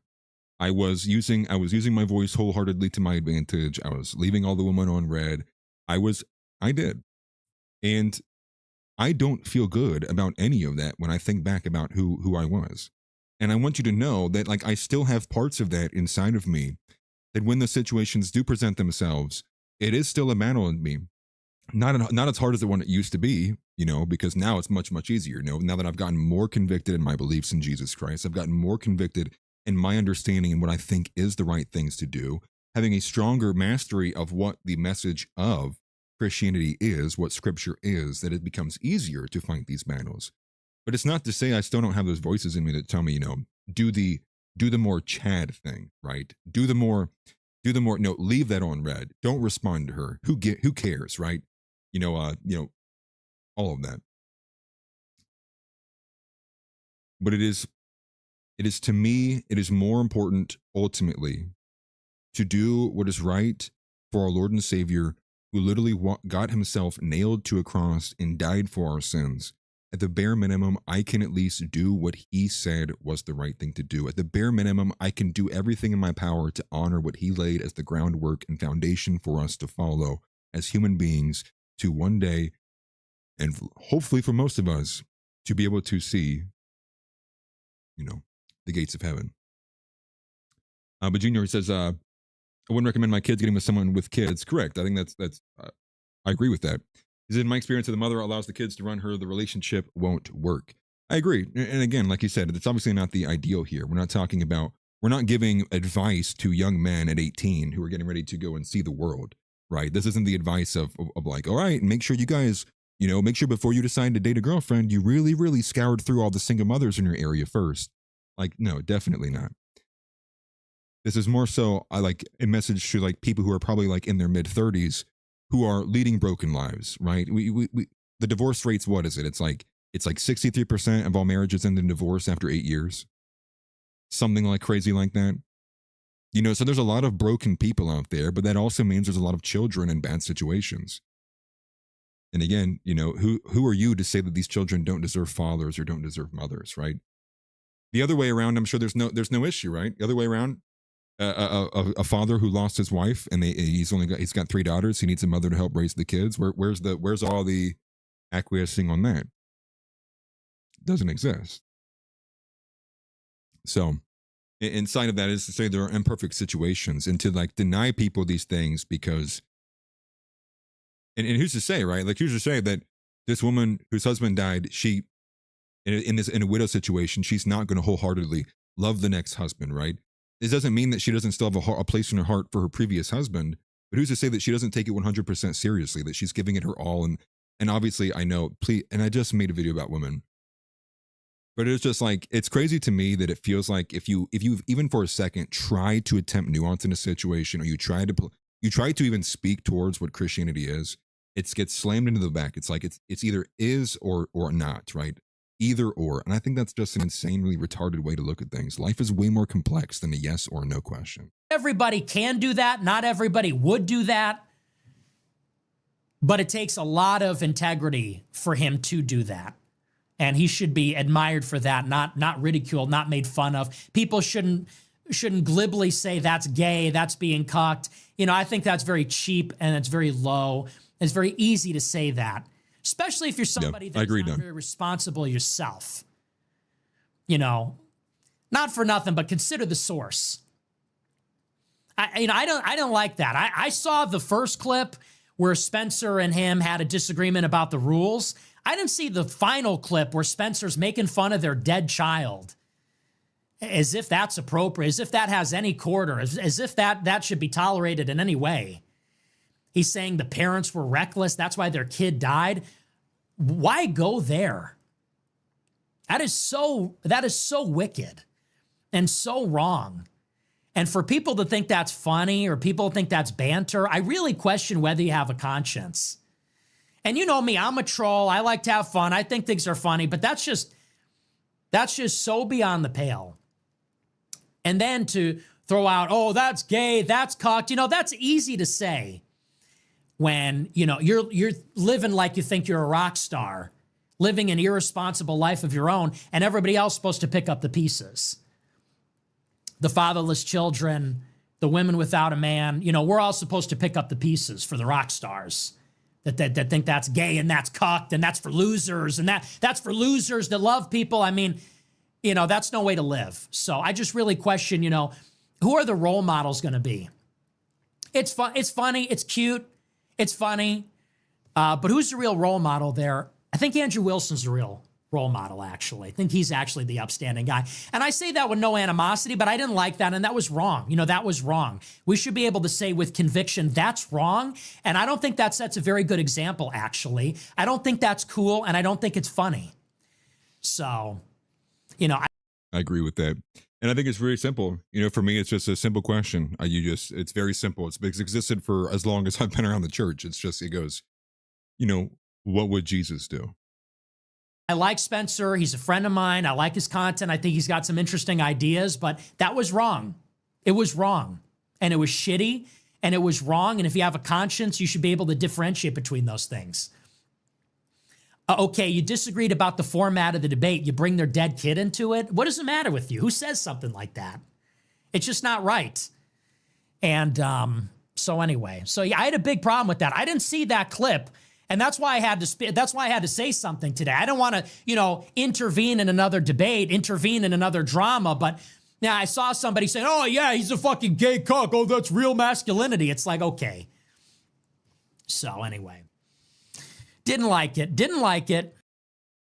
And I think ultimately, applying this to yourself, for those of you who had children, at least so one of the ways I thought about it as well too is obviously like my ego tells me like if something were to happen to me, well, it's like, well, obviously it's like, I want my wife to cry and be miserable the rest of her life. That's what my ego is telling me. My ego is telling me she should every single day, go to the grave and put the flowers by and, and sit and weep and then, never pay attention to anyone else, keep her head down, wear the full black fit, cut off everybody else. But at the same time, it's like, well, then who's protecting my children if I'm not there? What matters more, right? If I can't be there to provide and protect, what matters more? Me being dead and someone protecting my ego while I'm literally 6 feet in the ground, no longer able to even be around my children, or someone of some level, like being able to be at the household, be able to provide and protect. I mean, or to most people, would they rather just wish that their children live in poverty or live in worse situations? Not to say like people like my family and others like wouldn't help. Obviously they would, but that is not true in every single situation. And again, I'm like, I'm more Christian than I am anything else. I take pride in the fact that I put my identity in Jesus. I do. And I'm not a single thing will make me shy away from it, shame away from it. And if that has to be the divide, then so be it. I'll be on, here's the line. Here's the line. It's right there. I'll be on that side of it. If you don't want to be on that side of the line, that's fine by me. But you're not going to see me getting it. Crossing it anytime soon or ever. I'll be dead before I ever cross that line. It's just simple as. And I'm not going to sit here and be like I'm some theologian or like I could, I'm going to sit here and give you some kind of a rabbi-esque ability to lay down the law by any means. I'm still trying to work on that wholeheartedly. But I am like I'm going to be pro Christ, and I think Nick's spot on here on this. But again, I mean, I think it's pretty obvious too. If you see if it's obvious like the woman's like a mud shark sleeping around and is obviously like got a checkered past, I think some of that stuff's obvious. Does Rachel Wilson fit that? I don't know, possibly, but maybe not. And even if she does that mean the children deserve to suffer for the sins of the mother? I don't think so. So, a lot of things to think about in there. It's not as simple as people I think would like to make it out to be ultimately. Now, the second big thing I wanted to get into, obviously this YouTuber stuff, I think we kind of covered a good bit earlier in the first half. I want to just go through some of these notes here to make sure I did cover everything. The main thing with this, this YouTuber element and this, posting the abortion and stuff, it's just like, yeah, rabbi, pastor, whatever you want to put in there. But the first video they made was super disgusting. Like I couldn't watch it. I couldn't bring myself to see it. We tried on stream, but it was just like the crying and like it felt so sanctioned. I just couldn't do it. Especially knowing what's on the other side of that, knowing what they were doing, right? And it's just rough because it makes you feel gross. And it felt like I was invading them, which is a weird thing to say. But, they made it all worse because all the optics that have since come out about them from the posting and seeing that is looking at the fact that they are literally going to abort their child. And at the same time, they're like, their dog is in like stage 6 or 7 of some kind of cancer, and they're funneling all these finances and, having, I don't know if they had any kind of give, send, go or anything like that, but they're at least putting their own money into it, their ability. And it's like, really, we're keeping a dog on life support, but you refuse to even deal with with any ounce of inconvenience of your own child having some condition that it has no ability to decide for itself, that like it didn't ask for. Again, I find it disgusting. And I find it disgusting on the same reasons I said all the above. Like the child's innocent, you know. And then unfortunately, and the sad thing about it too is Down syndrome people. I've been seeing a lot about this. Many people have been posting in response. A lot of those, you know, younglings and even adults who have Down syndrome are some of the happiest people in our society. They are, and probably part of the reason is because, like, you know, ignorance is bliss. I would imagine that there's probably an element that goes inside of it. But to say that they would have a decreased quality of life is insane. Like, they're happy. They're happier than we are. Like, they're just happier in general. Like, they would have just been happy to have been included in stuff. And to see YouTubers who have every ounce of ability to actually, you know, pay into it, or, you know, or to support it, or at least would be able to, you know, have some kind of channel to be able to help support them, or, you know, to at least bring attention or awareness to what they're dealing with. And they choose the dog, terminate the pregnancy. It's just, it's more of the same, you know. And in truth be told, the YouTubers getting more flack from what other people, I would imagine, these are not daily decisions, but people who you know in your life have made these choices before. And so the YouTuber is obviously just getting a lot more flack than what anybody else in everyday life who's already doing this shit is getting. But that's because they wanted to post it and make a catalog about it, and they turned it into content. Well, it's like, here's your just desserts. When everybody realizes and sees what you're doing, I mean, you're the ones who put it out there. Don't be mad that people had a response. So people can't have their opinions about you. You know, and they're pushing all this, like, it's this hate and vitriol from the Christian community. It's like, you killed your own child. I mean, and then, you know, and then to use that as some kind of, you know, leaping board to say, like, you know, that's pretty hypocritical of Christians. It's like, I don't care what a non-Christian has to say or thinks, period. I mean, that just, let's just be honest. Like, we're going to go back to Sam Hyde. If you can't say Christ is king, then fuck you. This is a hard line here. I'm just really, really losing my patience when hearing opinions from non-Christian sources. I really am. It's not to mean like I'm not going to be closed-minded by any sense, but it's just really, it gets old because all of the opinions are stale. We've heard them before and they're meaningless. And so, like, if somebody has something new to offer, sure, go with it. But this James Lindsay nonsense and hypocritical bullshit is just, that rhetoric needs to die a quick death, a metaphorical death, mind you, YouTube, about words. So what we will watch is the fact that they went on TMZ today to try to get more sympathy, try to garner more sympathy for themselves. Here's a short 3-minute clip from this couple as well, basically begging for people to support them. So here's this. And it is from TMZ, short section here, but here it is. A very judgmental, religious base, saying we're going to burn in hell. You know, we deserve to die. You know, I don't deserve to. Same height still as you. Because of, you know, the decision that we just made. Sometimes when you record your lives in real time this way, it can take unexpected turns that can really be emotionally gut-wrenching. And I'm just wondering how you feel about the fact that you now have this all recorded, you've posted it, and it lives with you. I'm wondering what your reaction is about all that.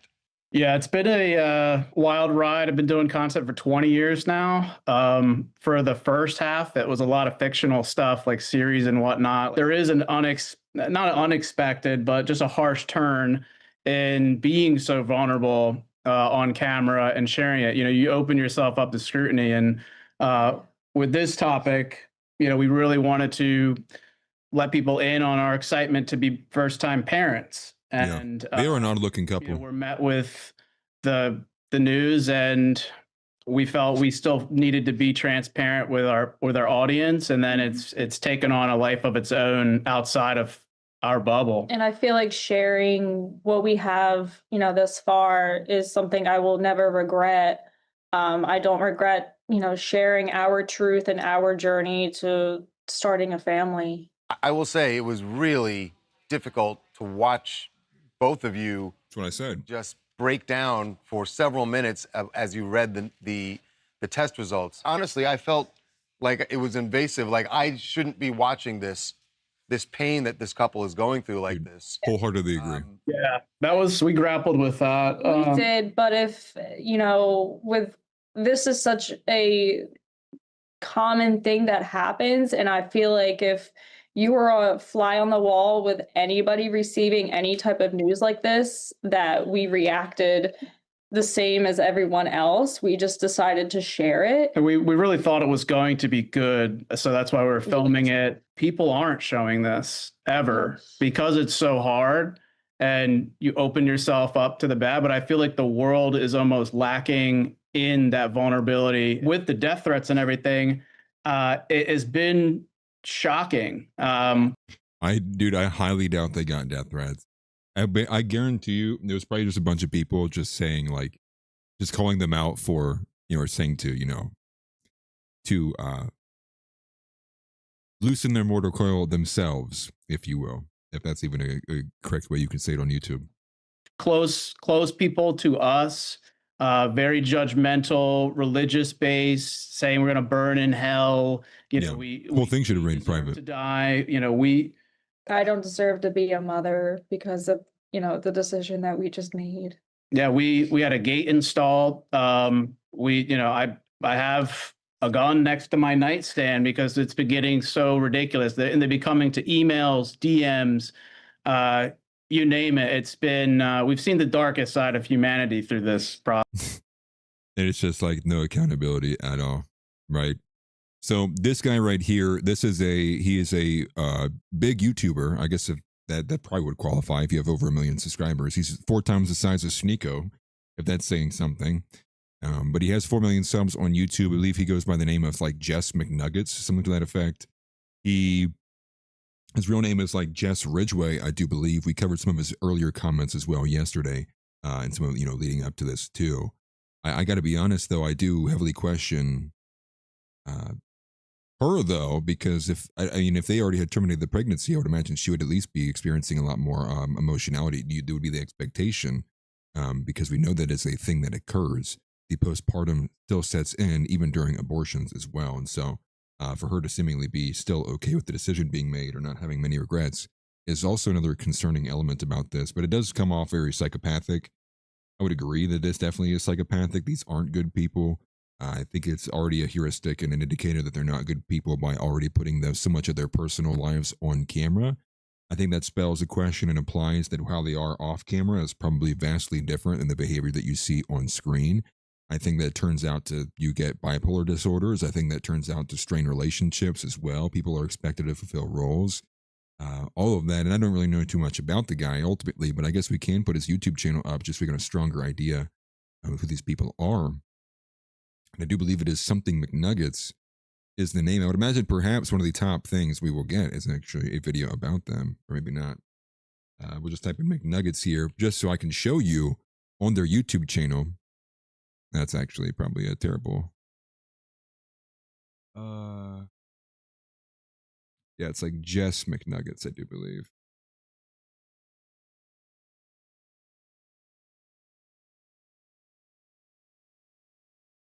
Maybe not. Maybe I'm wrong about the name. Yeah, this guy, McJuggernuggets, forgive me.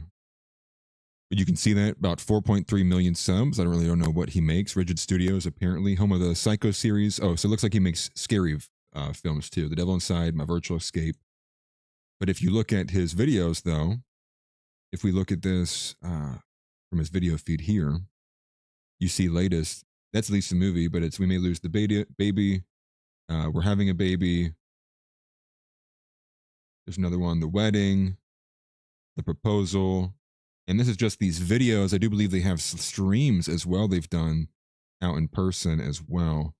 I don't know any at the top of my head. There's a better clip I saw earlier that had a bit more of their content up, so I don't even know if it's all on this as well, but they have clearly made it public. I don't know if he took the video down. He must have.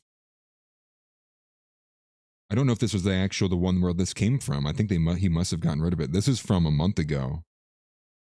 And again, I think this clip is taken from that longer live stream that I referenced at the beginning of the stream that made mention that he had shared the results with his brother earlier. But again, he says we received devastating news. So I don't think they're hiding anything. I think, again, they got a screening result earlier, about a month ago. and they got the confirmation on it recently, which is why they're crying. So I don't think that this is it set it up in this specific way. He did the daddy chill. Did he really? I know. Daddy chill. Yeah, everybody's mad at them. Why is everyone mad at me? But that's who this guy is. 4.3 million subscribers, and it seems to make sense as well. But again, at the same time, again, 4 times the size of Sneeko, mind you. Remember that.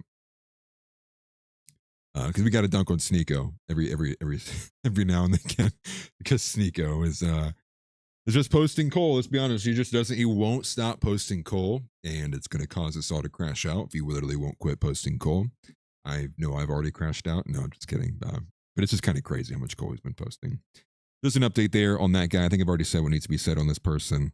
I don't think really adding on to it it's going to do much to change the situation. And unfortunately, the child's probably already been lost. But I guess prayers out to them regardless. At least for the child.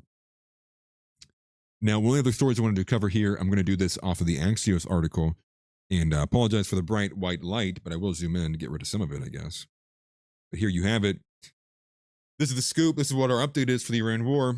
And I will say this, nothing ultimately matters anymore in what you are seeing, whether it is the headlines, because none of it is actually representing any reality of what is occurring. And we have very common recurring patterns of behavior that have been happening over and over and over and over and over again. And that is very specifically that Trump says one thing and then Iran denies it completely. Trump says other things and then it turned out to be completely false. Iran says some things, then we never hear any response.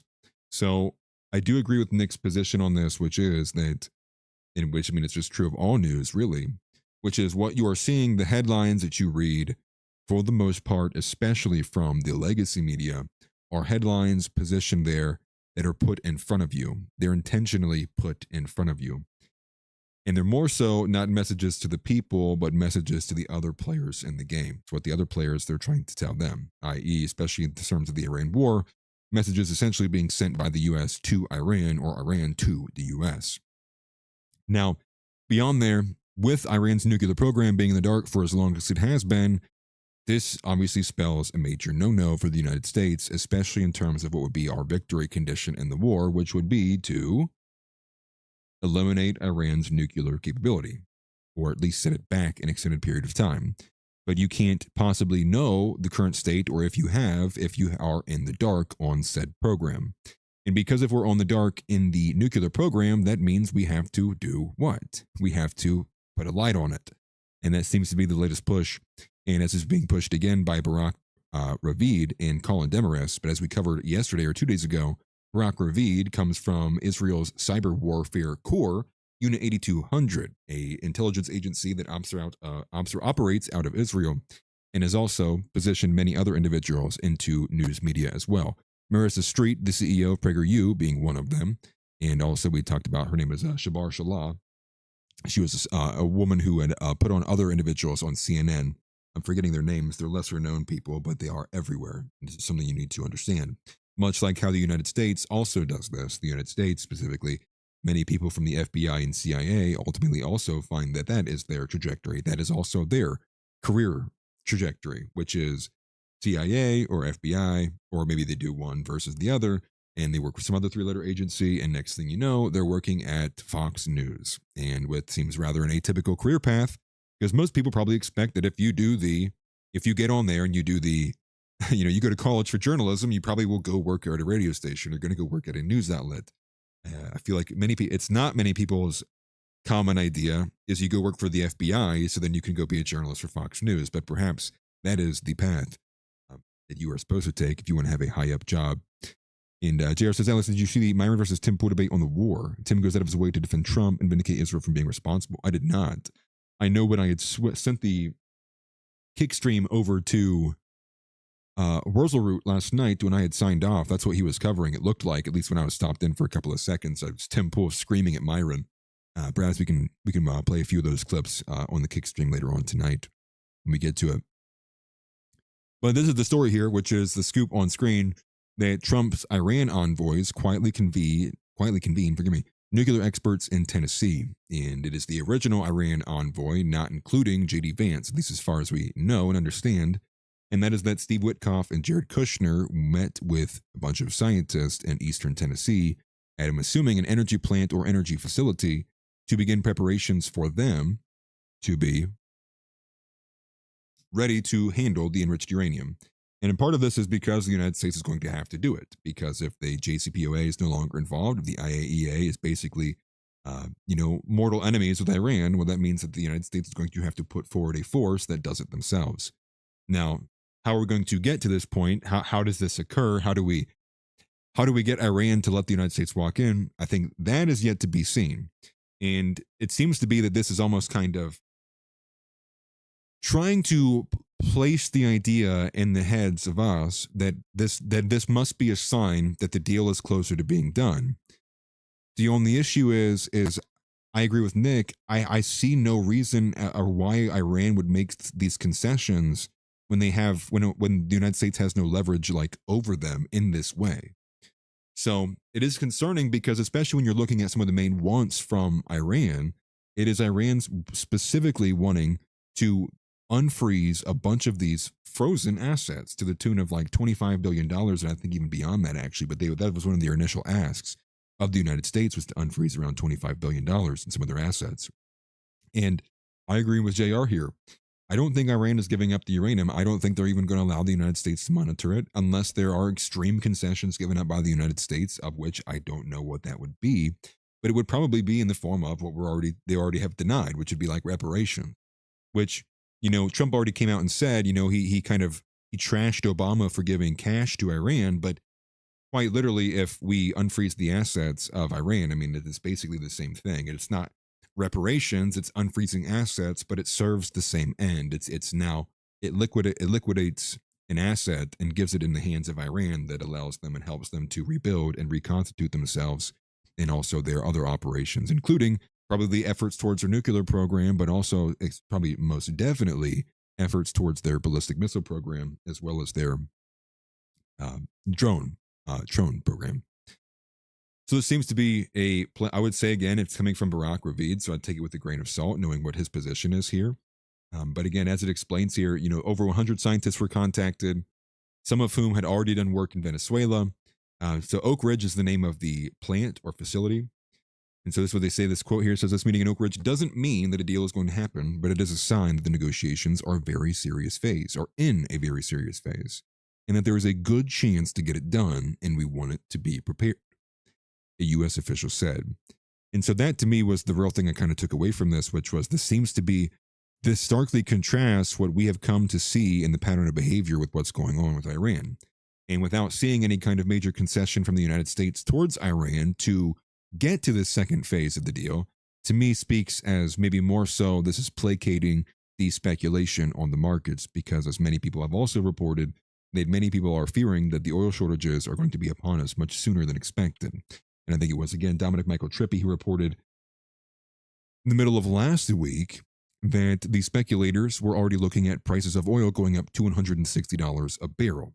And that was marked by the fact that they are now looking not just at the actions in the ongoing war, but they're looking at the actions from the shortages, the expected shortages. So now understand this. At first, what we had here was the speculation was really all just about what the expectation of what Trump was going to do with the war, how the war was going, what was being attacked, what were the targets, what are they responding with. That's what they're speculating. And that was like mendable. That was like bendable. And we saw that with the Trump rhetoric, up and down, up, down, up, down. You're getting whiplash, like, what's really going on with the story? But now that leverage is all the leverage that Trump had over the economy, at least in the domestic side of things, is now beginning to get lost, because now the speculators are now paying attention and observing an element that he has simply no real control over, which is the fluctuation in the upcoming shortages. Now he can get up there on a podium and say, no, anyone saying shortages, they don't know what they're talking about. These people, they're always lying to you. It's the fake news media. He can do that. But ultimately, I think something that's got a lot more statistics, a lot more representatives who aren't in the middle of a war to combat him on, I don't think he's going to go out there and lie on something that many people from his own country could come out and say, no, you're wrong. The Iran war is another thing. The Iran war, you come out and say he's lying to you. You're like, you're believing that Iranian propaganda. It has a bit harder of a margin here to cross if you're talking about domestic oil markets, right? Like now it becomes a lot harder to kind of obfuscate, if you will. And again, that it's Kushner and Witkoff who are going and doing this, supposedly. And again, it was unannounced. And that's the part that makes me think that it's bullshit. Because I would expect if they really wanted people to pay attention to it and get hyped about a deal, you would announce this trip. Forgive me, you would announce this visit. You would give attention to them. But again, much like with this entire war, it's a lot of guessing. It's a lot of smoke and mirrors, fog of war, what do they call it? Cloak and dagger. Just like trying to guess which curtain is the boogeyman going to jump out of next. It seems to be nonsensical at this point. And going to Carmelo Anthony, that would be one of the last things that we cover here. And again, sorry, I feel like I must have went long on a couple of stuff. It's wild to me that I'm about to look at the 2-hour mark, and I feel like I only really covered Andrew Wilson and Richard Spencer. So, apologies for that. Somehow we're at the 2-hour mark, and I feel like I've said almost nothing. But maybe this is every time. Who knows? But put this back up on screen. So the Carmelo Anthony trial also happening in Texas, and I would also say markedly part of the reason that it is paying attention to it is this is happening in Texas at the same time that the rally against the rednecks or the pro-Indian anti-white rally was occurring in Frisco. You also had that this trial is ongoing in Texas as well too. So two kind of sources of political activism happening, and we've seen action on both of those fronts here. But now paying attention to Carmelo Anthony, the big story that kind of came out, the big development really, is that his murder trial opened with no black jurors seated, sparking anger among his predominantly black supporters gathered outside the courthouse. And you can see some of the drawings here as well too. I haven't seen any court sketch in some time. It's kind of funny if that's where they are now. It seems to be almost intentional with how kind of artistic they're trying to be with that. Now, taking a look at some of their supporters here, that's what we're going to be looking at too next here. But his supporters have been very, very, very hefty, and also very aggressive as well too. So two things I want to play here. One specifically is the we're going to stand by ours regardless, a black woman saying that regardless of the evidence being shown, even if Carmelo Anthony has shown that he was in the wrong, doesn't matter. She's still going to have his back. So I think it's an important thing to kind of absorb and understand, especially if you maybe are still on your toes about the racial realism element. But we also have a woman saying he was not an oppressor. But here's the first one of 3. And this is just showing you some of the aggression from these individuals. And I don't know who this was recorded by, but I've seen this floated around quite a bit today. And it's less than a minute clip. We'll just go ahead and play it just so you guys can see. Get my face on camera. We kill crackers. Where I come from, we kill them. And if I ever see you outside of Texas, you gonna have a problem. Yup. I'm gonna wrap you up in that flag and I'm gonna set it on fire. I like the smell of burning flesh, don't you? Don't you? Don't you? See, the time of you having fear on us is over, Cracker. It's over, Cracker. We ain't scared of you. We gonna do some Nat Turner shit on you, motherfuckers. So you might not have caught it there, but he says, we're going to do some Nat Turner shit on you, motherfucker, is what he says. And for those who don't know, Nat Turner was a slave back in like the 1830s, all the way back in the 1830s, I do believe. He is considered to be the only black slave that ever led a sustained, not really successful, but a sustained slave revolt. And I believe to the tune of Nat Turner and his revolt did kill about 60 white men before he was ultimately he went into hiding, and then they ultimately found him, captured him, and executed him, tried him and hung him. By the way, that's the story of Nat Turner there. And so I'm assuming he's saying that by saying we're going to do Nat Turner shit. I'm assuming could only imagine as an incitement or a reference to the fact that they are going to harm the white people there. It seems to be. But putting this back on screen, that was the first one that I wanted to show you. Here's a second one to show you a bit of their lack of intelligence or maybe integrity. You could probably go either way on this. Ultimately, get rid of some of these tabs here. This one's a short one as well too, but this woman looks like she is a AOC or Rashida Tlaib apprentice, getting ready to be the next generation of woke. But here it is. He was not an aggressor. Carmelo was not an aggressor. He was minding his damn business when the boys came up to him. We the crowd. We the creed. Carmelo Anthony will walk free. We the crowd. They silence Carmelo and his family. Anthony will walk free. We the crowd. We the creed. Carmelo Anthony will walk free. We the crowd. We the creed. Look at this, Chad. Who's this, dude? Why is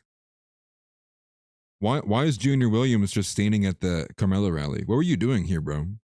You got your white monster, you got your American flag. Is this Junior or is this Tix? Which one of you guys is this? You think we wouldn't notice? You think I can't pick Tix out of a crowd of black people? Who do you think I am? That's crazy. He's there to talk to the police if they come. That's funny. He's the liaison. I'm here to speak to the police for the blacks. Crazy. That's funny. But that was the one, really the gist of that I wanted to play. This one is the one that this is the real burner. This is the no, we're going to stand by ours regardless. But just to show you, it happens right in the beginning here. This is Savannah Hernandez. This is the ex-wife of John Doyle, by the way. If evidence does come out that Carmelo was not in fact fighting for his life when he stabbed and killed Austin Metcalf, do you think that the black community will accept that? If evidence shows that he did not, no, we're going to stand by ours regardless. They stand by theirs. We're going to stand by ours regardless. I'm a mother first. I'm a black mother. Let me put that on there. I'm an African-American mother. So I have to put away my color first and step into the motherhood. Nobody wants to see their child slain. So I do want to send prayers to Austin Metcalf, their family. But at the end of the day, welcome to South Africa. Like, okay, what did you do to them, or whatever? I've had canes in so long too. Is that the drink she has? Accountability for our kids. Because then again, if my kid, that's why it's a catch-22. If my kid was Carmelo and I feel like his back was up against the wall, well, I'm gonna tell you straight up, better mine than yours. Better mine than yours. So either way it go, everybody loses. A black boy allegedly murdered, and I say allegedly, heavy on the allegedly murdered somebody. You see what I'm saying? So yeah, this is about race. Because if the shoe was on the other foot, they wouldn't give a damn. Who wouldn't give a damn? I don't intend this to be blackpilling, but I do intend this to be and serve as an example, one of many that we have shown on this show, but to serve as an example that this is the lines that they view it by, many of them, and it is imperative. Understand that we have Steven Crowder in the year of our Lord 2026.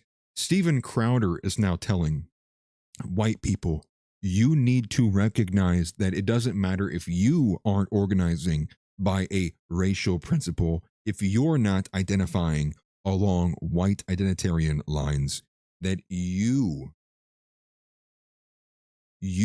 are being viewed as that. You are being placed in a box by them. So it doesn't matter what you think. It's the fact of how you are going to have to respond to what they view as you. You have to deal with what reality is. And you can't sit there and try to impose upon them some kind of different belief they believe what they believe and they're coming at you with it. So it is imperative of you to recognize that this is how they view it. And so I would say there is a couple battles occurring, which is there is clearly, obviously, attempts to subvert Christianity. But I'm going to agree with Nick here. It's very apparent that they're after white people specifically, that the number one target is white. It is whiteness. It is white men. It is white people. That is the target. And it is imperative, again, you have to be vigilant about this. The reason being is because if you don't understand the way they view you, you don't understand that this woman doesn't care about the facts, she will stand with her black murderer friend because he's black. That's the principle here. It doesn't matter about justice to them. It doesn't matter about injustice to them. You heard it from her mouth. And it's not to say that she speaks for the entire black community either, but she speaks for many of them. And we know this because they say it themselves. You see it on X, you see it in other patterns of behavior. So it is imperative that you, white man, you, white woman, you, white boy, you, white young girl, you take this into account. That you don't take it for granted that when you see or interact with a black person, that they are going to give you the benefit of the doubt of an individual. You can't take that chance. You need to operate and understand and move forward as a white person with that ideal in your head. Race is real. It is a part of us. It is a distinction that was created by God. It is of importance. And there's no amount of wishing you're colorblind or closing your eyes that's going to change that fact. Again, it looks like we hit the second hour mark that makes the chat stop, which is literally the most annoying thing of all time, but it'll take 2 seconds to fix here. Thank you, Power Chat, for being just a slight bit of a pain in the ass, but you know. And again, I reference Crowder because think of how long Crowder has avoided this position. Think about how many of these pundits here have avoided coming to this position, have fought tooth and nail against it, fought tooth and nail for a more individualistic approach or pro-vision. And it's meaningless to have that if every other group, if it's blacks, if it's Indians, and it's Asians, and it's, you know, every other group is coalescing around that identity, and they're viewing you and putting you in that box. I mean, you have to recognize the pragmatic. You have to recognize the mechanics. Pretending they don't exist doesn't help anybody. But that's kind of the main gist of this video. I don't think we really need to see any more of it because everything else is going to come out of our mouth is just more of the same, if you will. More of the same. And there was a couple things we'll be taking a look at. I think I'm going to put the rest of these, we're going to put them on Kick. We already were at the 2 hour mark. So we're going to go and switch gears. We're going to start switching over to Kick. So I will say, appreciate everybody for, forgive me. Appreciate everybody for being here. I appreciate all the super chats, actually W's for everybody who sent in power chats and super chats. Mitch, Hilton Head, Smelly Balls, Hippocratic, or I think it was Hippocratic. All of you guys, I appreciate it greatly. House as well. Huge W's. It helps tremendously. And obviously, I do prefer power chat over YouTube because the super chats cut more. But regardless, I'm not going to be like Sneeko and getting angry that somebody sent me money on, and in a super chat. I thought that was just pathetic. I don't know if anybody had seen this. And he did the calculations wrong as well. It was so sad. But I guess some guy from like the Dominican Republic sent in like $9 or something, and Sneeko does the calculation wrong, and he's like, "Why did this guy send me like a 10-cent super chat?" He's like, "What the WTF? Like, why would you even do this?" It's like, what? Like, bro, what? Like, that's just like, I don't understand that. Like, what changes in people? What changes in a creator?